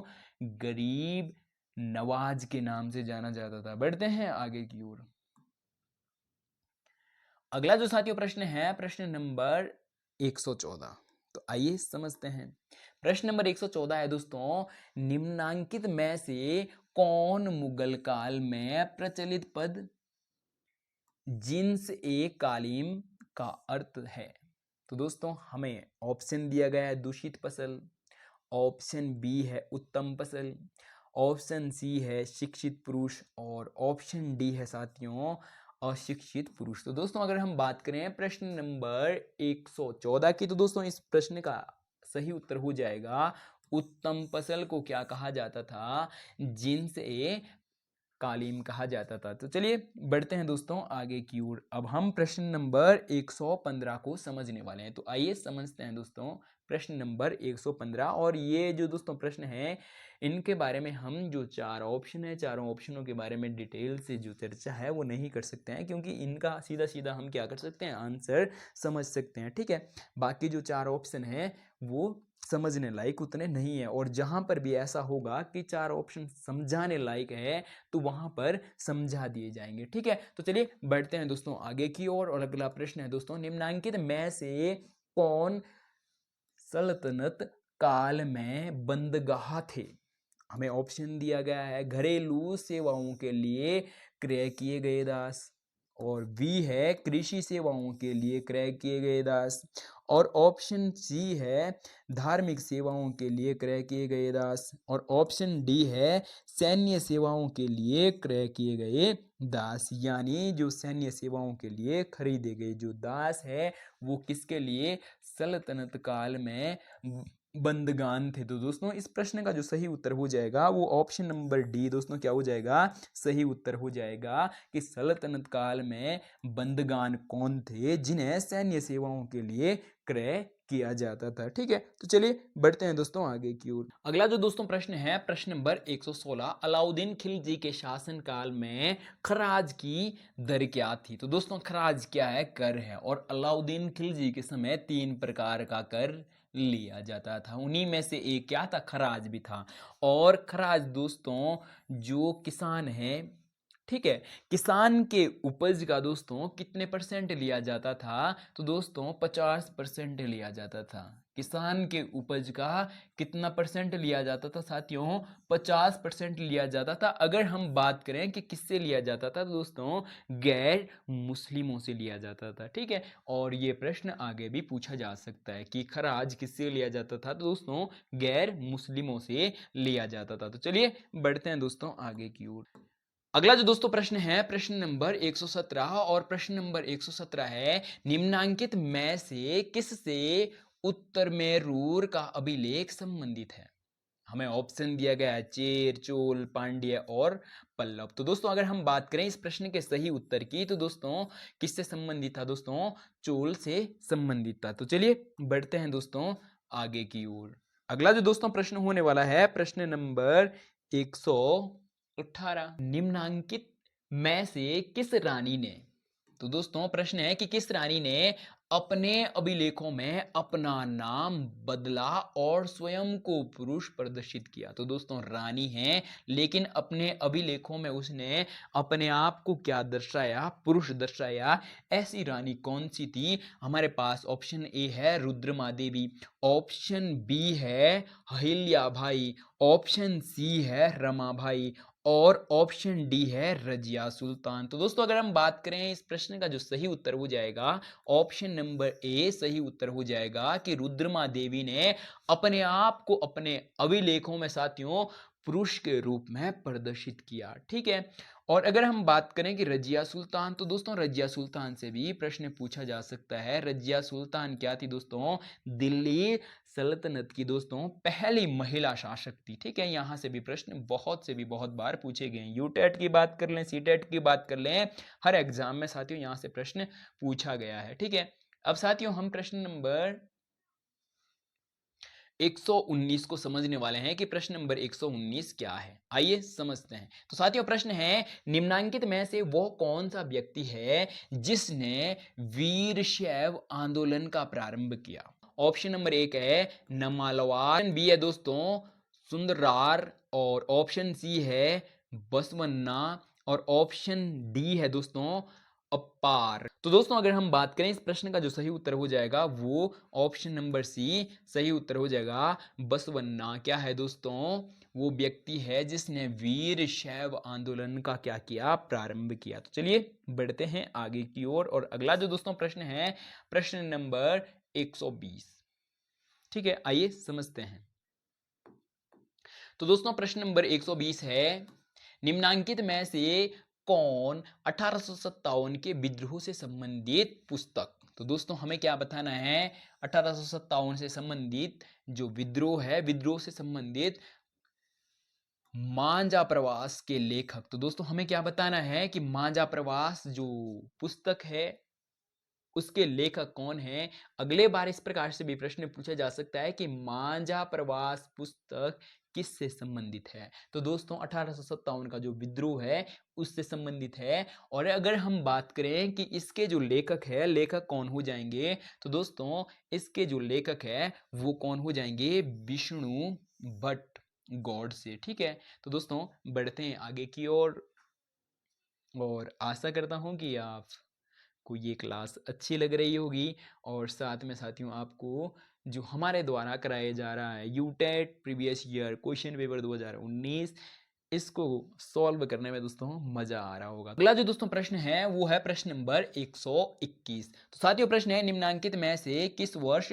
खुर्दा विद्रोह हुआ? तो दोस्तों अगर हम बात करें ऑप्शन नंबर ए है 1816 में, और बी है 1817 में, और सी है 1818 में, और डी है दोस्तों 1819। तो दोस्तों इस प्रश्न का जो सही उत्तर हो जाएगा वो ऑप्शन नंबर बी सही उत्तर हो जाएगा। अगर हम बात करें सशस्त्र विद्रोह था दोस्तों किसके खिलाफ?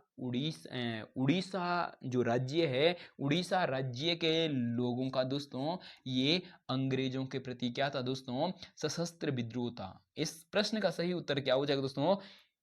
Option number B 1817। और अगर हम बात करें कि ये खुर्दा विद्रोह किससे संबंधित था? तो दोस्तों अंग्रेजों के खिलाफ सशस्त्र विद्रोह था। ठीक है, तो चलिए बढ़ते हैं दोस्तों आगे की ओर। अब दोस्तों हम प्रश्न नंबर 122 को समझने वाले हैं। तो आइए समझते हैं प्रश्न नंबर 122 क्या कहता है। तो साथियों प्रश्न नंबर 122 है, निम्नांकित में से किस वर्ष भारत में प्रथम कपास मिल जो कताई मिल के रूप में स्थापित की गई? तो साथियों ऑप्शन नंबर ए है 1852, बी है 1853, और सी है 1854, और डी है दोस्तों 1856। तो दोस्तों अगर हम बात करें कि भारत में प्रथम कपास मिल जो कताई के रूप में स्थापित की गई तो दोस्तों वो कौन सी है या कब की गई? तो दोस्तों 1854 इस प्रश्न का सही उत्तर हो जाएगा। और कहाँ की गई? तो दोस्तों बंबई में। कहाँ? बंबई। ठीक है, ये भी प्रश्न पूछा गया है कि भारत में प्रथम कपास मिल कताई मिल को कहाँ स्थापित किया गया? तो दोस्तों कहाँ स्थापित किया गया पहली बार? तो दोस्तों बंबई में। ठीक है, और कब? 1854। बढ़ते हैं दोस्तों आगे की ओर। अगला जो दोस्तों प्रश्न हो जाएगा प्रश्न नंबर 123।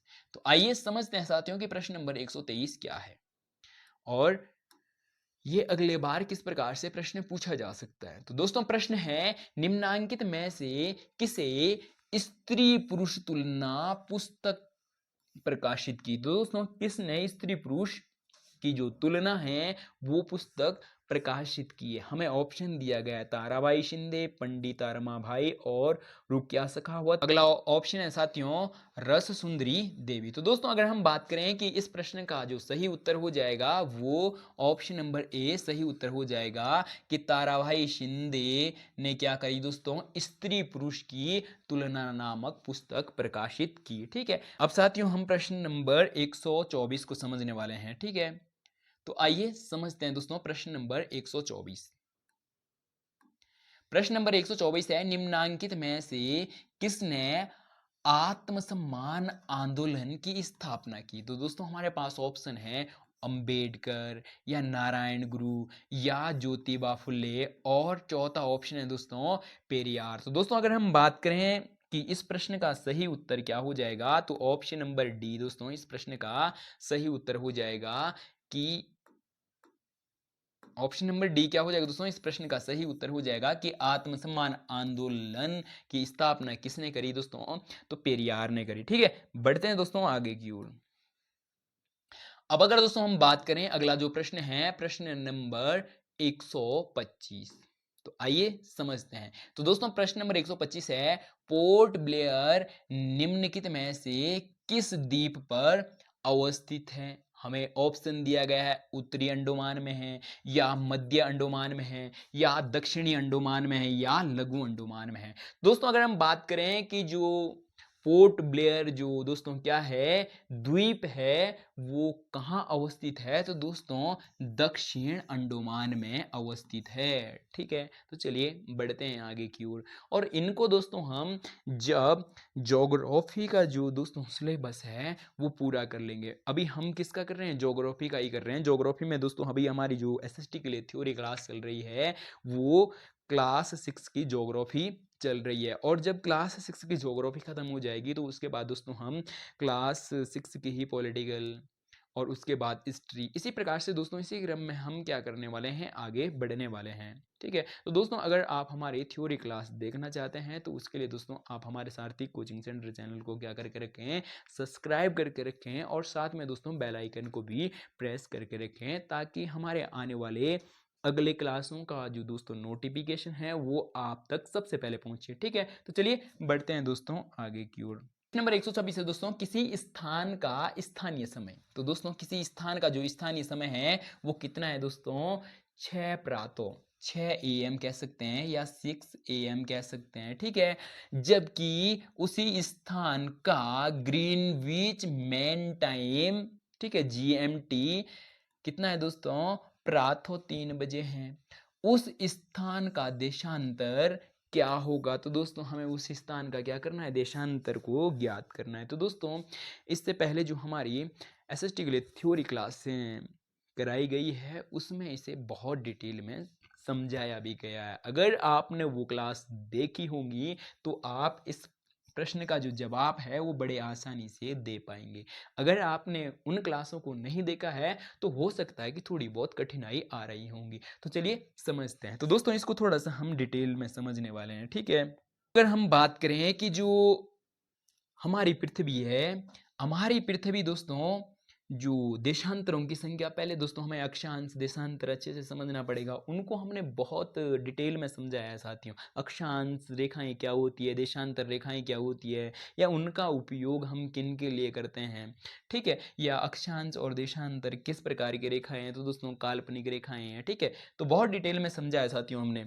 तो आइए समझते हैं थोड़ा सा कि अगर किसी स्थान का स्थानीय समय कितना है, 6 है और साथ में जीएमटी से दोस्तों वो कितना है, जीएमटी का समय उस समय कितना है दोस्तों, प्रातः के 3 बजे हैं। तो इसको थोड़ा सा हम समझ लेते हैं कि जो हमारी पृथ्वी है, हमारी पृथ्वी क्या करती है दोस्तों, 24 घंटे में क्या करती है, अपने अक्ष पर एक चक्कर पूरा करती है। या यूं कहें कि हमारी पृथ्वी दोस्तों एक दिन में क्या करती है, अपने अक्ष पर एक चक्कर पूरा करती है। इसका मतलब क्या हो जाएगा कि हमारी पृथ्वी 2 प्रकार की गतियां करती है। ये भी दोस्तों हमने बहुत अच्छे से समझाया कि हमारी पृथ्वी 2 प्रकार की गतियां करती है। कौन कौन सी गति दोस्तों, एक होती है घूर्णन गति और दूसरी होती है परिक्रमण परिक्रमण गति। ठीक है, ये थोड़ा सा गलत हो गया, परिक्रमण ठीक है, अगली गति कौन सी हो जाएगी दोस्तों? परिक्रमण। ठीक है, तो साथियों अगर हम बात करें कि जो घूर्णन गति है हमारी पृथ्वी अपने अक्ष पर एक चक्कर कितना समय में पूरा करती है? तो 24 घंटे में पूरा करती है। और अगर हम बात करें कि जो हमारी पृथ्वी है इस प्रकार से इस पर जो देशांतर रेखाओं की संख्या है, तो दोस्तों देशांतर रेखाओं की संख्या कितनी है दोस्तों? 360 है। तो यानी हमारी पृथ्वी 24 घंटे में 300 देशांतर रेखाओं को क्या करती है दोस्तों? इस प्रकार से पार करती है। ठीक है, तो जब दोस्तों 24 घंटे में 360, तो इसको हम इस प्रकार से समझ सकते हैं कि अब 12 घंटे में कितना हो जाएगा? तो दोस्तों इसका आधा कितना हो जाएगा? अगर हम बात करें इसे हम 2 से काटें तो 18 और ये कितना हो जाएगा दोस्तों? 12। ठीक है, इस प्रकार से। और फिर अगर हम इसको 2 से काटें तो 90 और 6, फिर इसको अगर दोस्तों हम कितने से 2 से काटें तो ये कितना हो जाएगा? 45 और 3। फिर दोस्तों अगर हम इसको 2 से काटें तो कितना हो जाएगा? 3 एकम 3 और 3 पंजे 15।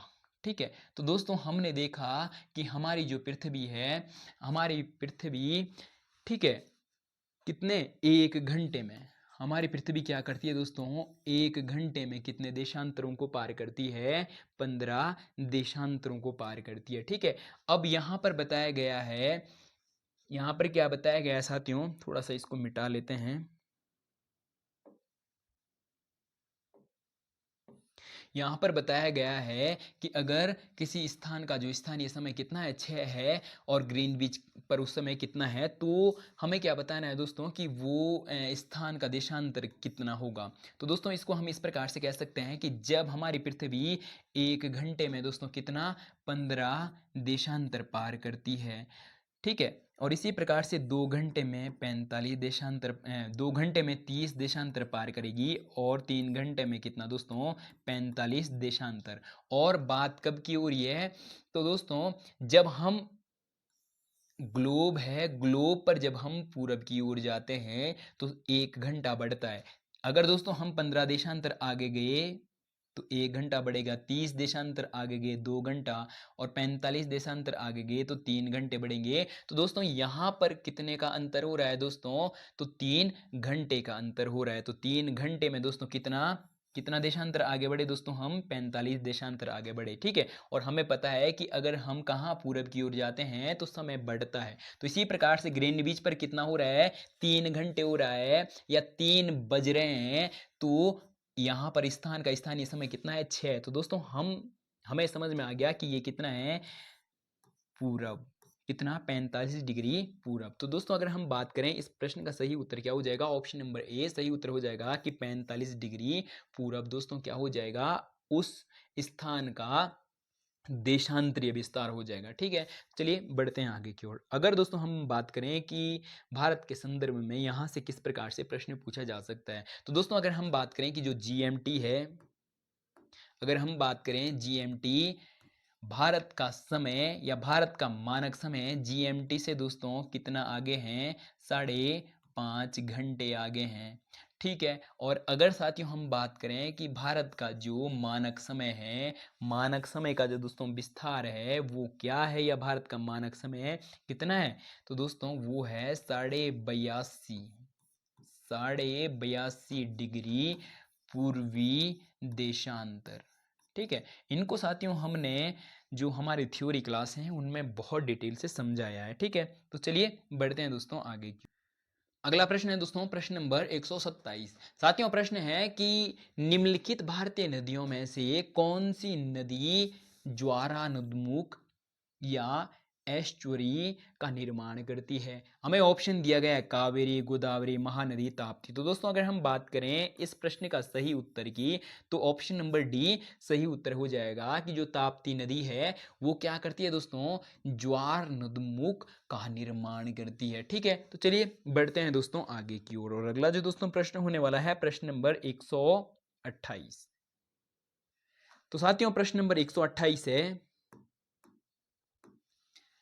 प्रश्न नंबर 128 है कि निम्न में से कौन सा पर्वत शिखर भारत में स्थित नहीं है। अन्ना इमुद्दी, ठीक है, तो दोस्तों ये भी भारत में है। नंदा देवी भी दोस्तों भारत में है, ये तो अपने उत्तराखंड में ही है, ठीक है। और ये उत्तराखंड की सबसे ऊंची चोटी भी है, ठीक है दोस्तों। और कामेट ये भी भारत में है। अगर दोस्तों हम बात करें अन्नपूर्णा, तो ये भारत में ना होकर ये कहाँ है दोस्तों, नेपाल में है, ठीक है। अगले बार इस प्रकार से भी प्रश्न पूछा जा सकता है कि अन्नपूर्णा जो पर्वत शिखर है वो कहाँ पर है, कहाँ अवस्थित है या किस देश में है, तो दोस्तों नेपाल में है। बढ़ते हैं आगे की ओर। तो आइए समझते हैं दोस्तों प्रश्न नंबर 129, और ये दोस्तों बहुत बहुत इंपॉर्टेंट है। और यहाँ से हम समझने वाले हैं कि आगे आने वाली परीक्षाओं में यहाँ से किस किस प्रकार से प्रश्न पूछे जा सकते हैं। तो दोस्तों यहीं से 4 से 5 या 5 से 6 प्रकार से यहाँ से प्रश्न पूछे जा सकते हैं। तो इस क्लास में हम वो 5 से 6 तरीके समझने वाले हैं जिनसे आगे प्रश्न पूछे जा सकते हैं, ठीक है। तो दोस्तों प्रश्न पूछा गया है कि सुमेलित कीजिए, ठीक है। हमें इस्पात संयंत्र दिए गए हैं और साथ में सहयोगी देश दिए गए हैं। अगर साथियों हम बात करें कि बिलाही जो दोस्तों हमारा इस्पात संयंत्र है उसमें कौन सहयोगी देश है, तो दोस्तों उसमें कौन सहयोगी देश है, तो साथियों सोवियत यूनियन है। इसी प्रकार से दोस्तों अगर हम बात करें दुर्गापुर जो हमारा क्या है, इस्पात संयंत्र है, इसमें हमारा सहयोगी कौन है, ब्रिटेन या यूनाइटेड किंगडम है। इसी प्रकार से जो दोस्तों राउरकेला है, राउरकेले में जो दोस्तों हमारा सहयोगी देश है वो कौन है दोस्तों, जर्मनी है। और अगर दोस्तों हम बात करें कि जो बोकारो है, बोकारो जो दोस्तों हमारा क्या है, इस्पात संयंत्र है, इसमें हमारा सहयोगी देश जापान ना होकर दोस्तों कौन है, सोवियत संघ है, ठीक है। अब अगर हम बात करें कि अगला यहां से किस प्रकार से प्रश्न पूछा जा सकता है, तो दोस्तों अगर हम बात करें कि जो ये बोकारो इस्पात संयंत्र है ये कहां पर है, तो दोस्तों ये झारखंड में है। अगर दोस्तों हम बात करें कि ये राउरकेला कहां है, तो दोस्तों ये उड़ीसा में है, उड़ीसा, ठीक है। और इसी क्रम में दोस्तों अगर हम बात करें कि दुर्गापुर कहां है, तो दोस्तों ये पश्चिम बंगाल में है, ठीक है। और इसी प्रकार से दोस्तों अगर हम बात करें कि ये बिलाही जो दोस्तों हमारा इस्पात संयंत्र है ये हमारे किस राज्य में है, तो दोस्तों ये किस में है, छत्तीसगढ़ में। ये कौन से राज्य में हो जाएगा दोस्तों, ये छत्तीसगढ़ में है, ठीक है। तो चलिए बढ़ते हैं दोस्तों आगे की ओर, और आशा करता हूं कि ये आपको समझ में आ गया होगा। और इस प्रश्न का सही जवाब क्या है, बोकारो। बोकारो क्या नहीं है दोस्तों, जापान ना होकर कहाँ है, सोवियत संघ, ठीक है। और हमें पूछा गया था कि कौन सुमेलित नहीं है, तो दोस्तों कौन सा सुमेलित नहीं है, तो ऑप्शन नंबर डी सुमेलित नहीं है। चलिए बढ़ते हैं आगे की ओर। अब साथियों हम प्रश्न नंबर 130 को समझने वाले हैं कि प्रश्न नंबर 130 क्या कहने वाला है, ठीक है। तो आइए समझते हैं। क्षेत्रफल के आधार पर निम्नलिखित में से उत्तराखंड राज्य का कौन सा सबसे बड़ा राष्ट्रीय उद्यान है, तो दोस्तों ये तो अपने उत्तराखंड से पूछा गया है। और आशा करता हूं कि आप सभी इस प्रश्न का सही जवाब भी देंगे, ठीक है। तो दोस्तों हमारे आंसर पूछा गया है राजाजी राष्ट्रीय पार्क और गंगोत्री राष्ट्रीय पार्क और नंदा देवी राष्ट्रीय पार्क और गोविंद राष्ट्रीय पार्क। तो दोस्तों अगर हम बात करें इस प्रश्न का जो सही उत्तर होने वाला है, इस प्रश्न का सही उत्तर क्या रहने वाला है दोस्तों, ऑप्शन नंबर बी सही उत्तर होने वाला है। गंगोत्री भारत का क्या है दोस्तों, सबसे बड़ा राष्ट्रीय पार्क है, ठीक है, क्षेत्रफल की दृष्टि से। बढ़ते हैं दोस्तों आगे की ओर। अब साथियों हम प्रश्न नंबर 131 को समझने वाले हैं, तो आइए समझते हैं।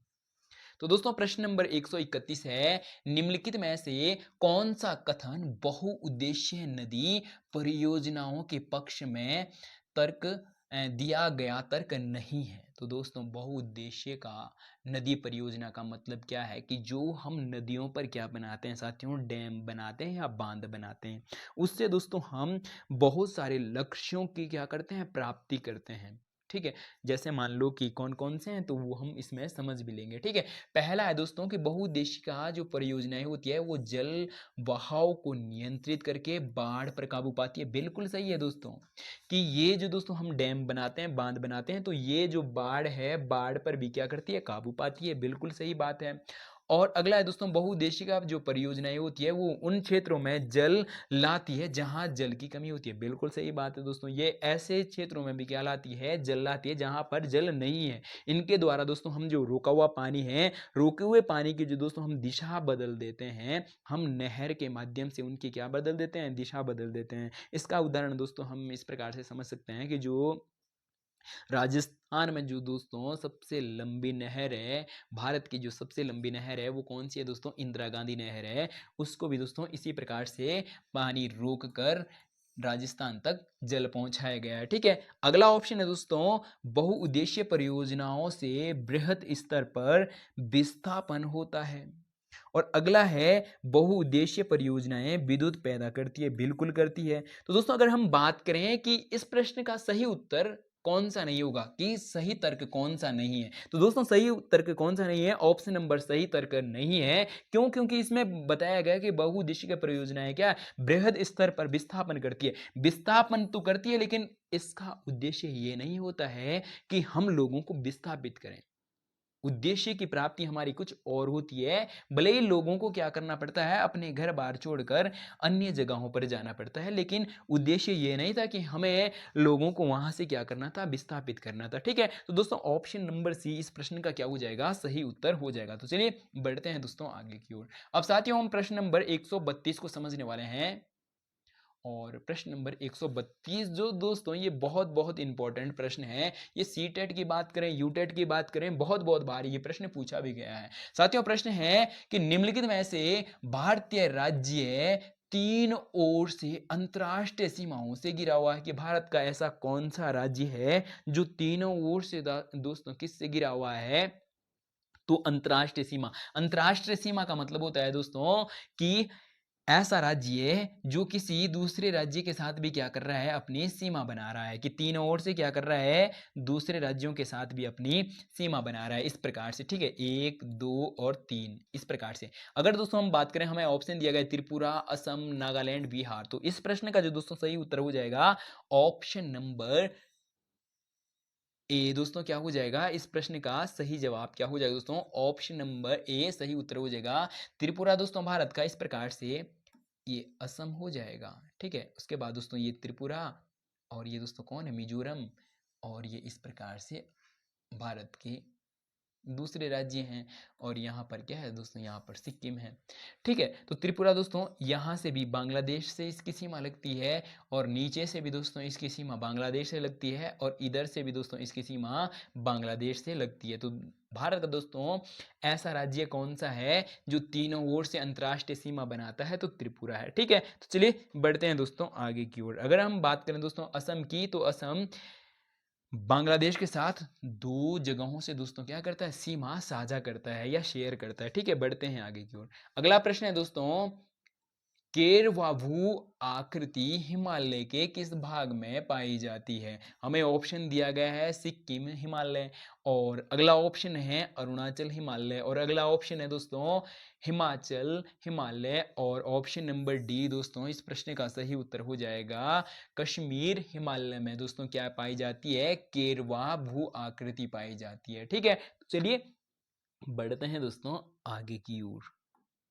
अब साथियों हम प्रश्न नंबर 134 को समझने वाले हैं कि प्रश्न नंबर 134 किससे संबंधित है। और अगर दोस्तों हम बात करें कि प्रश्न नंबर 134 ये बहुत से भी बहुत इंपॉर्टेंट है। ठीक है, आइए समझते हैं। और यहाँ से जो ये चार ऑप्शन हैं, इन चार ऑप्शनों में हर सीटेट या यूटेट एग्जाम में दोस्तों प्रश्न पूछा ही पूछा जाता है। आप कोई सा भी पेपर उठा के देख लो, यहाँ से प्रश्न पूछा ही पूछा जाता है, सीटेट यूटेट हर एग्जाम में। अब प्रश्न अलग अलग प्रकार से पूछा जाता है, तो दोस्तों आइए समझते हैं।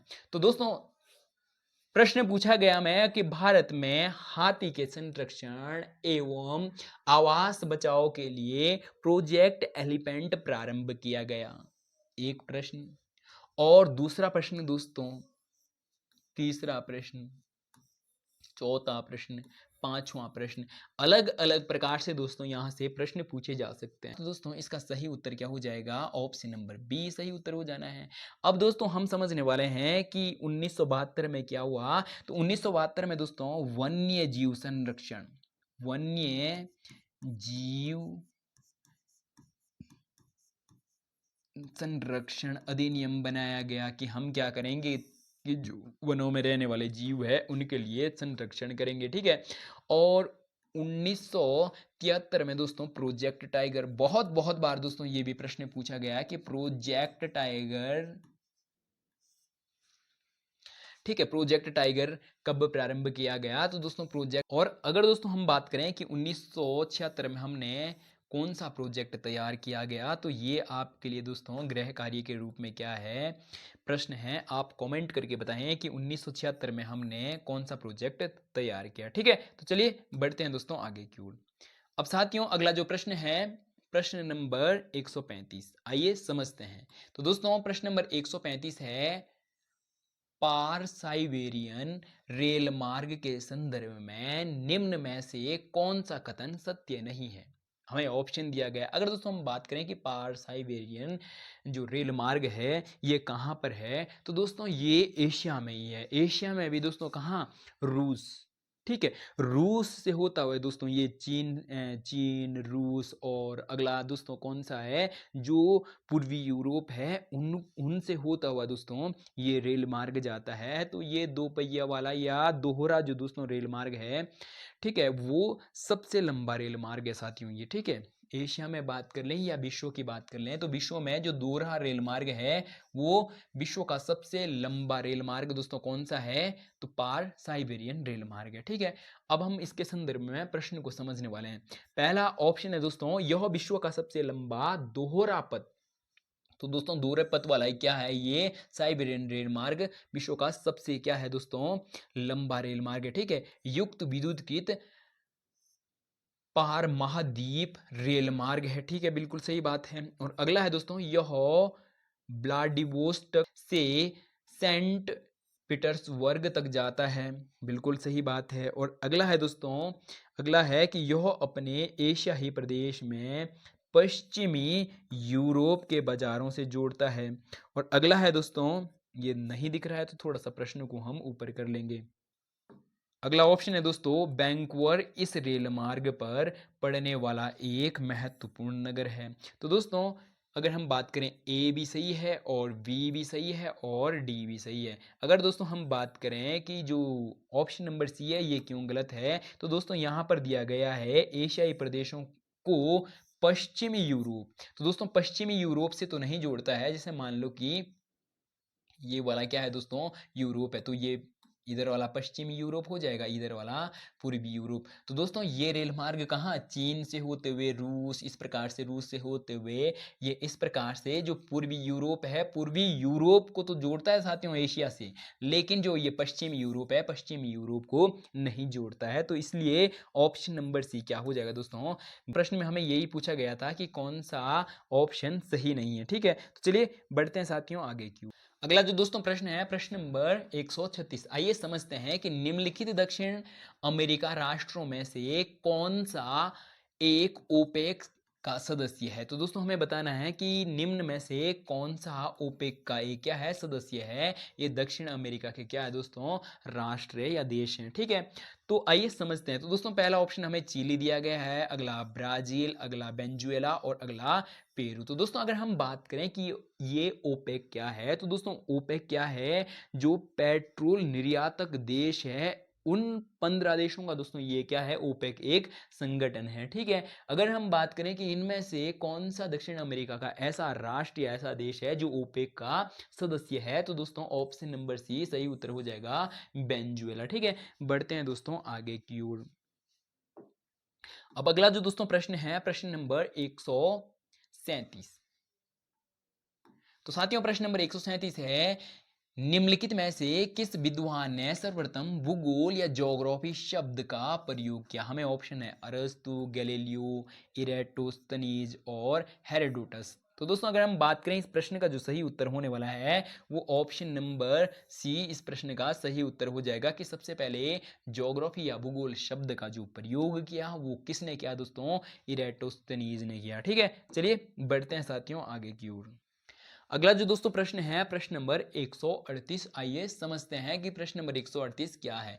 प्रश्न है दोस्तों, पृथ्वी के सूर्य के सबसे निकट स्थिति को उपसौर कहा जाता है, यह स्थिति कब होती है। ठीक है। 3 जनवरी, 4 जुलाई, 21 जून और 23 सितंबर। आइए समझते हैं दोस्तों। जब दोस्तों हमारी पृथ्वी क्या करती है, सूर्य की चक्कर करती है या परिक्रमा करती है, तो कौन से पद पर करती है, परवलाकार पद पर करती है। ये दोस्तों क्या हो जाएगा, सूर्य हो जाएगा। और हमारी पृथ्वी क्या करती है दोस्तों, जो सूर्य की परिक्रमा करती है वो कौन से पद पर करती है, परवलाकार पद। ये हो जाएगा दोस्तों परवलाकार पद पर। जब हमारी पृथ्वी क्या करती है दोस्तों, सूर्य की परिक्रमा करती है, तो ये अपनी अवस्थिति भी क्या होती है दोस्तों, इसकी अवस्थिति भी परिवर्तित होती रहती है। जब यहाँ से यहाँ आएगी तो अपनी अवस्थिति जहाँ वो पहले थी वहाँ से स्थिति भी इसकी क्या होती है, परिवर्तित होती रहती है। तो दोस्तों अगर हम बात करें उपसौर, उपसौर किसे कहा जाता है, तो दोस्तों उपसौर कहा जाता है कि जब सूर्य और पृथ्वी के बीच न्यूनतम दूरी हो। जब दोस्तों सूर्य और पृथ्वी के बीच क्या हो, न्यूनतम दूरी हो, तो उसे क्या कहते हैं दोस्तों, हम उपसौर कहते हैं। और जब दोस्तों सूर्य और पृथ्वी, एक बार दोस्तों पृथ्वी यहां पर भी आएगी ना, ठीक है, इस प्रकार से क्या करेगी, परिक्रमा करेगी। जब दोस्तों सूर्य और पृथ्वी के बीच अधिकतम दूरी हो, उस स्थिति को क्या कहते हैं, तो दोस्तों अपसौर, अपसौर, उस स्थिति को क्या कहते हैं दोस्तों, अपसौर कहते हैं। ठीक है। अब अगर हम बात करें कि ये उपसौर वाली स्थिति कब होती है और अपसौर वाली स्थिति कब होती है, दोनों से बहुत बहुत बार प्रश्न पूछे भी गए हैं। तो दोस्तों अगर हम बात करें उपसौर, तो उपसौर वाली स्थिति कब है दोस्तों, 3 जुलाई है। अब अगर दोस्तों हम बात करें अपसौर, तो दोस्तों 4 जुलाई को क्या होती है, अपसौर वाली स्थिति होती है। ठीक है। और इसी प्रकार से दोस्तों अगर हम बात करें किसकी, कि 21 जून को क्या होता है, तो दोस्तों 21 जून को क्या होता है कि जो हमारी पृथ्वी है, हमारी पृथ्वी का जो दोस्तों उत्तरी गोलार्ध है, उत्तरी गोलार्ध का झुकाव सूर्य की ओर होता है। इस स्थिति को क्या कहते हैं दोस्तों, उत्तरी आयनात कहते हैं। ठीक है। और इस स्थिति के समय दोस्तों जो हमारा उत्तरी गोलार्ध है, जब ये सूर्य की ओर झुका होता है, तो उत्तरी गोलार्ध में इस समय क्या होते हैं दोस्तों, बड़े दिन होते हैं और छोटी रातें होती है। और साथ में जून जुलाई के समय हम देखते हैं कि इस समय हमारे देश में गर्मी भी होती है। गर्मी होने का कारण दोस्तों यही है कि उस समय हमारा जो उत्तरी गोलार्ध है वो सूर्य की ओर झुका होता है, और सूर्य की ओर झुके होने के कारण जो सूर्य की किरणें वो सीधी कहाँ पड़ती है, कर्क रेखा पर पड़ती है। ठीक है। तो दोस्तों इसे हमने अपनी जो थ्योरी क्लास है उसमें बहुत डिटेल में समझाया है। इसी प्रकार से दोस्तों अगर हम बात करें 23 सितंबर, तो दोस्तों 23 सितंबर को क्या होता है, 23 सितंबर और 21 मार्च। ठीक है। 23 सितंबर और 21 मार्च को क्या होता है साथियों, जो सूर्य की किरणें हैं वो सीधी विषुवत रेखा पर पड़ती है, और विषुवत रेखा पर सीधी पड़ने के कारण हमारे पृथ्वी पर दोस्तों क्या होता है, दिन और रात की अवधि बराबर होती है। 12 घंटे के दिन होते हैं और 12 घंटे की रातें होती है। ठीक है। तो चलिए बढ़ते हैं दोस्तों आगे की ओर। अब साथियों हम समझने वाले हैं प्रश्न नंबर 139 को। अगर हम बात करें इस प्रश्न का सही उत्तर, तो दोस्तों कौन सा था, ऑप्शन नंबर ए सही था। ठीक है। इसी प्रकार से दोस्तों अगर हम बात करें प्रश्न नंबर 139, निम्न में से कौन सी ठंडी समुद्री जलधारा नहीं है। तो दोस्तों यहाँ पर 3 क्या है, ठंडी समुद्री जलधारा, जैसे कन्नारी, तो दोस्तों ये भी क्या है, ठंडी जलधारा है, और लैब्राडोर भी ठंडी जलधारा है, और ओयेशियो भी दोस्तों क्या है, ठंडी जलधारा है। लेकिन जो दोस्तों क्यूरोशियो है ये क्या नहीं है, ठंडी जलधारा नहीं है। और यहाँ पर हमें यही पूछा गया कि कौन सी ठंडी जलधारा नहीं है, तो ऑप्शन नंबर बी दोस्तों क्या हो जाएगा, इस प्रश्न का सही उत्तर हो जाएगा। तो चलिए बढ़ते हैं साथियों आगे की ओर। अब साथियों हम प्रश्न नंबर 140 को समझने वाले हैं। तो आइए समझते हैं। गंगा नदी की निम्न सहायक नदियों का पूरब से पश्चिम की ओर सही अनुक्रम बताना है। देखिए ऐसा ऑप्शन दोस्तों कौन सा है, ऑप्शन नंबर सी सही उत्तर हो जाएगा। तो चलिए बढ़ते हैं दोस्तों अगले प्रश्न की ओर। अगला जो दोस्तों प्रश्न है, प्रश्न नंबर 141। साथियों प्रश्न है कि भारत में परमाणु ऊर्जा आयोग की स्थापना हुई। हमें ऑप्शन दिया गया 1948, 1954 और 1971 और 1950। तो साथियों अगर हम बात करें कि भारत का जो परमाणु ऊर्जा आयोग है उसका गठन कब किया गया, तो दोस्तों 1948 में किया गया। ऑप्शन नंबर ए सही उत्तर हो जाएगा। अगला प्रश्न पूछा जा सकता है दोस्तों कि भारत ने अपना पहला परमाणु परीक्षण कब किया? तो दोस्तों 1974 में किया। और अगर हम बात करें कि इसका नाम क्या था, तो दोस्तों स्माइलिंग बुद्धा इसका क्या था दोस्तों? नाम था। ठीक है, तो चलिए बढ़ते हैं आगे की ओर। यहाँ से भी प्रश्न पूछा जा सकता है कि भारत ने अपना पहला परमाणु परीक्षण कब किया? प्रश्न पूछा भी गया है। बढ़ते हैं आगे की ओर। अगला प्रश्न है साथियों, प्रश्न नंबर 142। निम्नलिखित में से कौन सा सामाजिक अध्ययन के पाठ्यक्रम का निर्माण का आधार नहीं है? तो दोस्तों अब एसएसटी के लिए जो पेडालॉजी है वो आ गई है। एसएसटी के लिए जो दोस्तों पेडालॉजी से प्रश्न पूछे जाते हैं, अब वो आ गई। ठीक है, तो दोस्तों प्रश्न है कि निम्न में से कौन सा सामाजिक अध्ययन के पाठ्यक्रम का निर्माण का आधार नहीं है? हमें ऑप्शन दिया गया है मनोवैज्ञानिक आधार, और अगला ऑप्शन दिया गया है दार्शनिक आधार, और अगला ऑप्शन दिया गया है सामाजिक शास्त्र, समाजशास्त्र आधार और धार्मिक आधार। तो दोस्तों ऑप्शन नंबर डी क्या हो जाएगा? इस प्रश्न का सही उत्तर हो जाएगा कि धार्मिक आधार क्या नहीं है दोस्तों? सामाजिक अध्ययन का क्या नहीं है? पाठ्यक्रम का आधार नहीं है। ठीक है, ऑप्शन नंबर डी सही उत्तर हो जाएगा। बढ़ते हैं दोस्तों आगे की ओर। अब साथियों हम प्रश्न नंबर 143 को समझने वाले हैं कि प्रश्न नंबर 143 क्या है। ठीक है, आइए समझते हैं। तो दोस्तों प्रश्न नंबर 143 है, सामाजिक अध्ययन पाठ्यक्रम का यह उपागम ज्ञात से अज्ञात, पास से दूर, सामान्य से जटिल के शिक्षण सूत्र पर आधारित है। कौन सा है? हमें ऑप्शन दिया गया है सरोकार आधारित उपागम, और बी है विषयक आधारित उपागम, और सी है सम्मेकित उपागम, और डी है दोस्तों अंतर विषयक उपागम। तो दोस्तों अगर हम बात करें इस प्रश्न के सही उत्तर की, तो दोस्तों ऑप्शन नंबर बी क्या हो जाएगा? इस प्रश्न का सही उत्तर हो जाएगा कि विषयक आधारित जो उपागम है वो सामाजिक अध्ययन के पाठ्यक्रम का क्या है दोस्तों? इस प्रकार का उपागम है जिससे हम ज्ञात से अज्ञात की ओर, पास से दूर की ओर, सामान्य से जटिल की ओर बढ़ते हैं। तो ये कौन सा शिक्षण सूत्र हो जाएगा दोस्तों? विषयक आधारित उपागम हो जाएगा। ठीक है, तो चलिए बढ़ते हैं दोस्तों आगे की ओर। अब साथियों हम प्रश्न नंबर 144 को समझने वाले हैं। तो साथियों प्रश्न नंबर 144 है, सामाजिक अध्ययन की पाठ योजना निर्माण। ठीक है, पाठ योजना निर्माण में ये प्रश्न सामान्य तो पाठ्य विषयक पढ़ाने से पूर्व, कि जब दोस्तों हम क्या करते हैं कि सामाजिक अध्ययन में जब हम पाठ योजना को बनाते हैं या हम क्लास को शुरुआत करते हैं या शुरू करते हैं, तो उसमें जो दोस्तों सामान्य प्रश्न पूछे जाते हैं या पाठ्य विषय पढ़ाने से पूर्व जो प्रश्न पूछे जाते हैं, तथा इसका उद्देश्य छात्रों के पूर्व ज्ञान को जानना होता है। स्वाभाविक प्रश्न होते हैं या औपचारिक प्रश्न होते हैं या प्रस्तावना प्रश्न होते हैं या विकासात्मक प्रश्न होते हैं। तो दोस्तों अगर हम बात करें कि ये किस प्रकार के प्रश्न होते हैं, तो दोस्तों प्रस्तावनात्मक प्रश्न होते हैं, और बीएड के समय आपने प्रस्तावना वाले प्रश्न बनाए भी होंगे। ठीक है, तो चलिए बढ़ते हैं दोस्तों आगे की ओर। अब साथियों हम प्रश्न नंबर 145 को समझने वाले हैं। तो आइए समझते हैं प्रश्न नंबर 145। तो साथियों प्रश्न है, सामाजिक अध्ययन शिक्षण की किस प्रविधि के अंतर्गत किसी विशेष स्थान पर रहने वाले व्यक्तियों के समूहों की प्रक्रियाओं, विचारों, आदतों, मूल्यों तथा साधनों इत्यादि की जानकारी प्राप्त की जा सकती है? हमें ऑप्शन दिया गया है प्रदर्शन विधि के द्वारा, या परिभ्रमण विधि के द्वारा, या सर्वेक्षण विधि के द्वारा, या ऑप्शन नंबर डी है साथियों प्रदर्शन विधि के द्वारा। तो दोस्तों अगर हम बात करें इस प्रश्न का जो सही उत्तर हो जाएगा, वो सही उत्तर हो जाएगा दोस्तों ऑप्शन नंबर सी सर्वेक्षण विधि। चलिए बढ़ते हैं आगे की ओर। अब साथियों हम प्रश्न नंबर 146 को समझने वाले हैं कि प्रश्न नंबर 146 क्या है। ठीक है, विषय वस्तु का ज्ञान सामाजिक अध्ययन के शिक्षण का किस प्रकार का गुण है? तो दोस्तों जो विषय वस्तु का ज्ञान है वो सामाजिक अध्ययन के शिक्षक के लिए दोस्तों किस प्रकार का गुण है?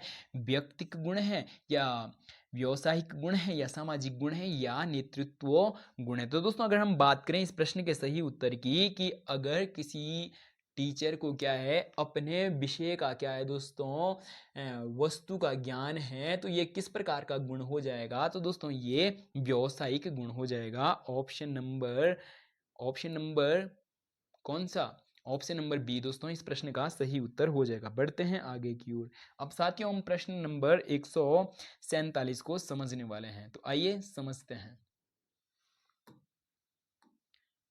तो दोस्तों प्रश्न नंबर 147 है, सामाजिक अध्ययन के शिक्षण हेतु निम्न में से कौन सा प्रक्षेपी शिक्षण साधन है? तो दोस्तों हमें ऑप्शन दिया गया है कि एपीडीआर स्कोप, और बी है दोस्तों रेडियो, और सी है चॉकबोर्ड, और डी है कंप्यूटर। तो दोस्तों अगर हम बात करें इस प्रश्न के सही उत्तर की कि सामाजिक अध्ययन के शिक्षण हेतु कौन सा प्रक्षेपी प्रशिक्षण साधन है, तो दोस्तों ऑप्शन नंबर ए इस प्रश्न का सही उत्तर हो जाएगा। तो चलिए बढ़ते हैं दोस्तों आगे की ओर। प्रश्न है, सामाजिक अध्ययन के शिक्षण के अनुसार निम्न में से कौन सा ग्लोब का प्रकार नहीं है? तो दोस्तों ग्लोब के प्रकार, ग्लोब अलग अलग प्रकार के होते हैं। कुछ ग्लोब छोटे होते हैं, कुछ ग्लोब बड़े होते हैं, कुछ कमरे के आकार जितने बड़े होते हैं। ठीक है, तो साथियों हमें बताया गया कि भौतिक ग्लोब और राजनीतिक ग्लोब और खाका ग्लोब और प्रतिमान ग्लोब। तो दोस्तों अगर हम बात करें कि ग्लोब का प्रकार कौन सा नहीं है, तो दोस्तों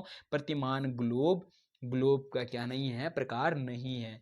भौतिक ग्लोब भी होते हैं, राजनीतिक ग्लोब भी होते हैं, और खाका ग्लोब भी होते हैं। और अगर हम बात करें खाका ग्लोब, तो दोस्तों जब हम किसी छोटे स्थान का क्या करते हैं? बड़ा क्या करते हैं? बड़े रूप में दिखाते हैं, तो इसे ही दोस्तों क्या कहते हैं? खाका ग्लोब कहा जाता है, या खाका मानचित्र भी कहा जाता है। मानचित्र अलग होता है दोस्तों, खाका मानचित्र अलग होता है, और खाका ग्लोब अलग होता है। इसे हमने अपने थ्योरी क्लास में अच्छे से समझा भी है। ठीक है, चलिए बढ़ते हैं दोस्तों आगे की ओर। अगला जो दोस्तों प्रश्न है, प्रश्न नंबर 149।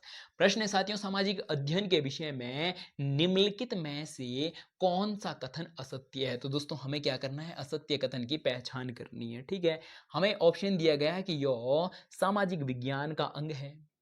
तो दोस्तों अगर हम बात करें सामाजिक अध्ययन के विषय में क्या है, हमें असत्य कथन, तो दोस्तों सामाजिक विज्ञान का क्या है? अंग है, और यह साधारण तथा सरल है। और अगला है, यह मुख्यतः व्यवहारिक पक्ष पर बल देता है। और डी है दोस्तों, यह मुख्यतः सैद्धांतिक पक्ष पर बल देता है। तो दोस्तों अगर हम बात करें प्रश्न नंबर 149 का सही उत्तर क्या हो जाएगा? ऑप्शन नंबर डी सही उत्तर हो जाएगा। हमें असत्य कथन की पहचान करनी थी। सामाजिक अध्ययन के विषय में निम्न में से कौन सा कथन असत्य है? तो दोस्तों सैद्धांतिक, हम सिर्फ और सिर्फ सामाजिक विज्ञान में सैद्धांतिक चीज़ों को ही नहीं पढ़ते हैं, हम व्यवहारिक चीज़ों को ज़्यादा से ज़्यादा पढ़ने और पढ़ाने का क्या करते हैं साथियों? प्रयास करते हैं एक कक्ष में। ठीक है, चलिए बढ़ते हैं दोस्तों आगे की ओर। अब जो दोस्तों अगला प्रश्न है, ये आज के लिए अंतिम प्रश्न रहने वाला है। तो साथियों अंतिम प्रश्नों को करने से पहले अगर आप हमारे सारथी कोचिंग सेंटर में पहली बार हो तो चैनल को सब्सक्राइब, वीडियो को लाइक, और साथ में दोस्तों एक कमेंट जरूर करें कि अगर आप हमारे साथ यूटेट के लिए क्या करना चाहते हैं, यूटेट पेपर 2 और पेपर 1 के लिए तैयारी करना चाहते हैं, तो दोस्तों हमारे सारथी कोचिंग सेंटर चैनल को सब्सक्राइब करके रख दें। इसमें हम एसएसटी के लिए दोस्तों थ्योरी क्लास भी करा रहे हैं, और साथ में शनिवार और शुक्रवार को दोस्तों हम क्या करा रहे हैं कि जो हम थ्योरी कराते हैं उससे हम प्रैक्टिस सेट भी कराते हैं। और हर संडे को दोस्तों हम क्या कराते हैं, अपने सारथी कोचिंग सेंटर के यूट्यूब चैनल पर ही हम प्रीवियस ईयर क्वेश्चन पेपर कराते हैं। तो दोस्तों अगर आप हमारे साथ मिलकर तैयारी करना चाहते हैं तो आप हमारे सारथी कोचिंग सेंटर चैनल को सब्सक्राइब करके रख दें। और अगर हम बात करें कि ये सारी क्लासें हमें थ्योरी क्लास कहाँ देखने के लिए मिलेगी या प्रैक्टिस सेट कहाँ देखने के लिए मिलेगा, तो दोस्तों हमारे सारथी कोचिंग सेंटर के यूट्यूब चैनल पर ही ये सारी चीज़ें आपको मिलने वाली है। तो इसलिए चैनल को सब्सक्राइब, वीडियो को लाइक, और साथ में दोस्तों एक कॉमेंट जरूर करें कि आपको हमारी क्लास कैसी लगती है। ठीक है, तो चलिए बढ़ते हैं दोस्तों आगे की ओर। अब हम आज के लिए अंतिम प्रश्न को समझने वाले हैं कि आज के लिए अंतिम प्रश्न क्या रहने वाला है। तो साथियों प्रश्न है, निम्नलिखित में से कौन सा सामाजिक अध्ययन के अंतर विषयक उपागम का गुण नहीं है? तो साथियों हमने क्या बताना है कि कौन सा गुण सामाजिक अध्ययन का क्या नहीं है? अंतर विषयक नहीं है। तो दोस्तों ऑप्शन नंबर ए है कि एक ही अध्यापक पूरी कक्षा का संचालन कर सकता है। अगला है, विषय वस्तु का पुनः पठन कम होता है या नहीं होता है। ऑप्शन बी है बस्ते का बोझ को कम करने में सहायक है। और डी है बच्चे विषय विशेष में विशेष योग्यता अर्जित करते हैं। तो दोस्तों अगर हम बात करें कि बच्चे क्या करते हैं, विषय विशेषज्ञ में क्या करते हैं, विशेष योग्यता। दोस्तों बच्चे विशेष योग्यता अर्जित नहीं करते हैं। अर्जित का मतलब क्या होता है दोस्तों, ये हमने अपने हिंदी कि जो दोस्तों हमारी क्लासें हैं हिंदी पैडालॉजी को जो दोस्तों हमने समझाया है थ्योरी के रूप में, वहाँ पर बहुत डिटेल से समझाया है। ठीक है दोस्तों, अगर हम बात करें कि इस प्रश्न का सही उत्तर क्या हो जाएगा, ऑप्शन नंबर डी सही उत्तर हो जाएगा। ठीक है, तो दोस्तों ये थी आज की क्लास। अगर आपको क्लास अच्छी लगी हो तो वीडियो को लाइक, चैनल को सब्सक्राइब, साथ में दोस्तों एक कॉमेंट जरूर करें कि आपको हमारी क्लास कैसी लगती है। तो चलिए आज के लिए इतना ही। वीडियो में पूरा बने रहने के लिए बहुत बहुत धन्यवाद। मिलते हैं जल्दी ही इस प्रकार की नेक्स्ट वीडियो में, तब तक के लिए जय हिंद।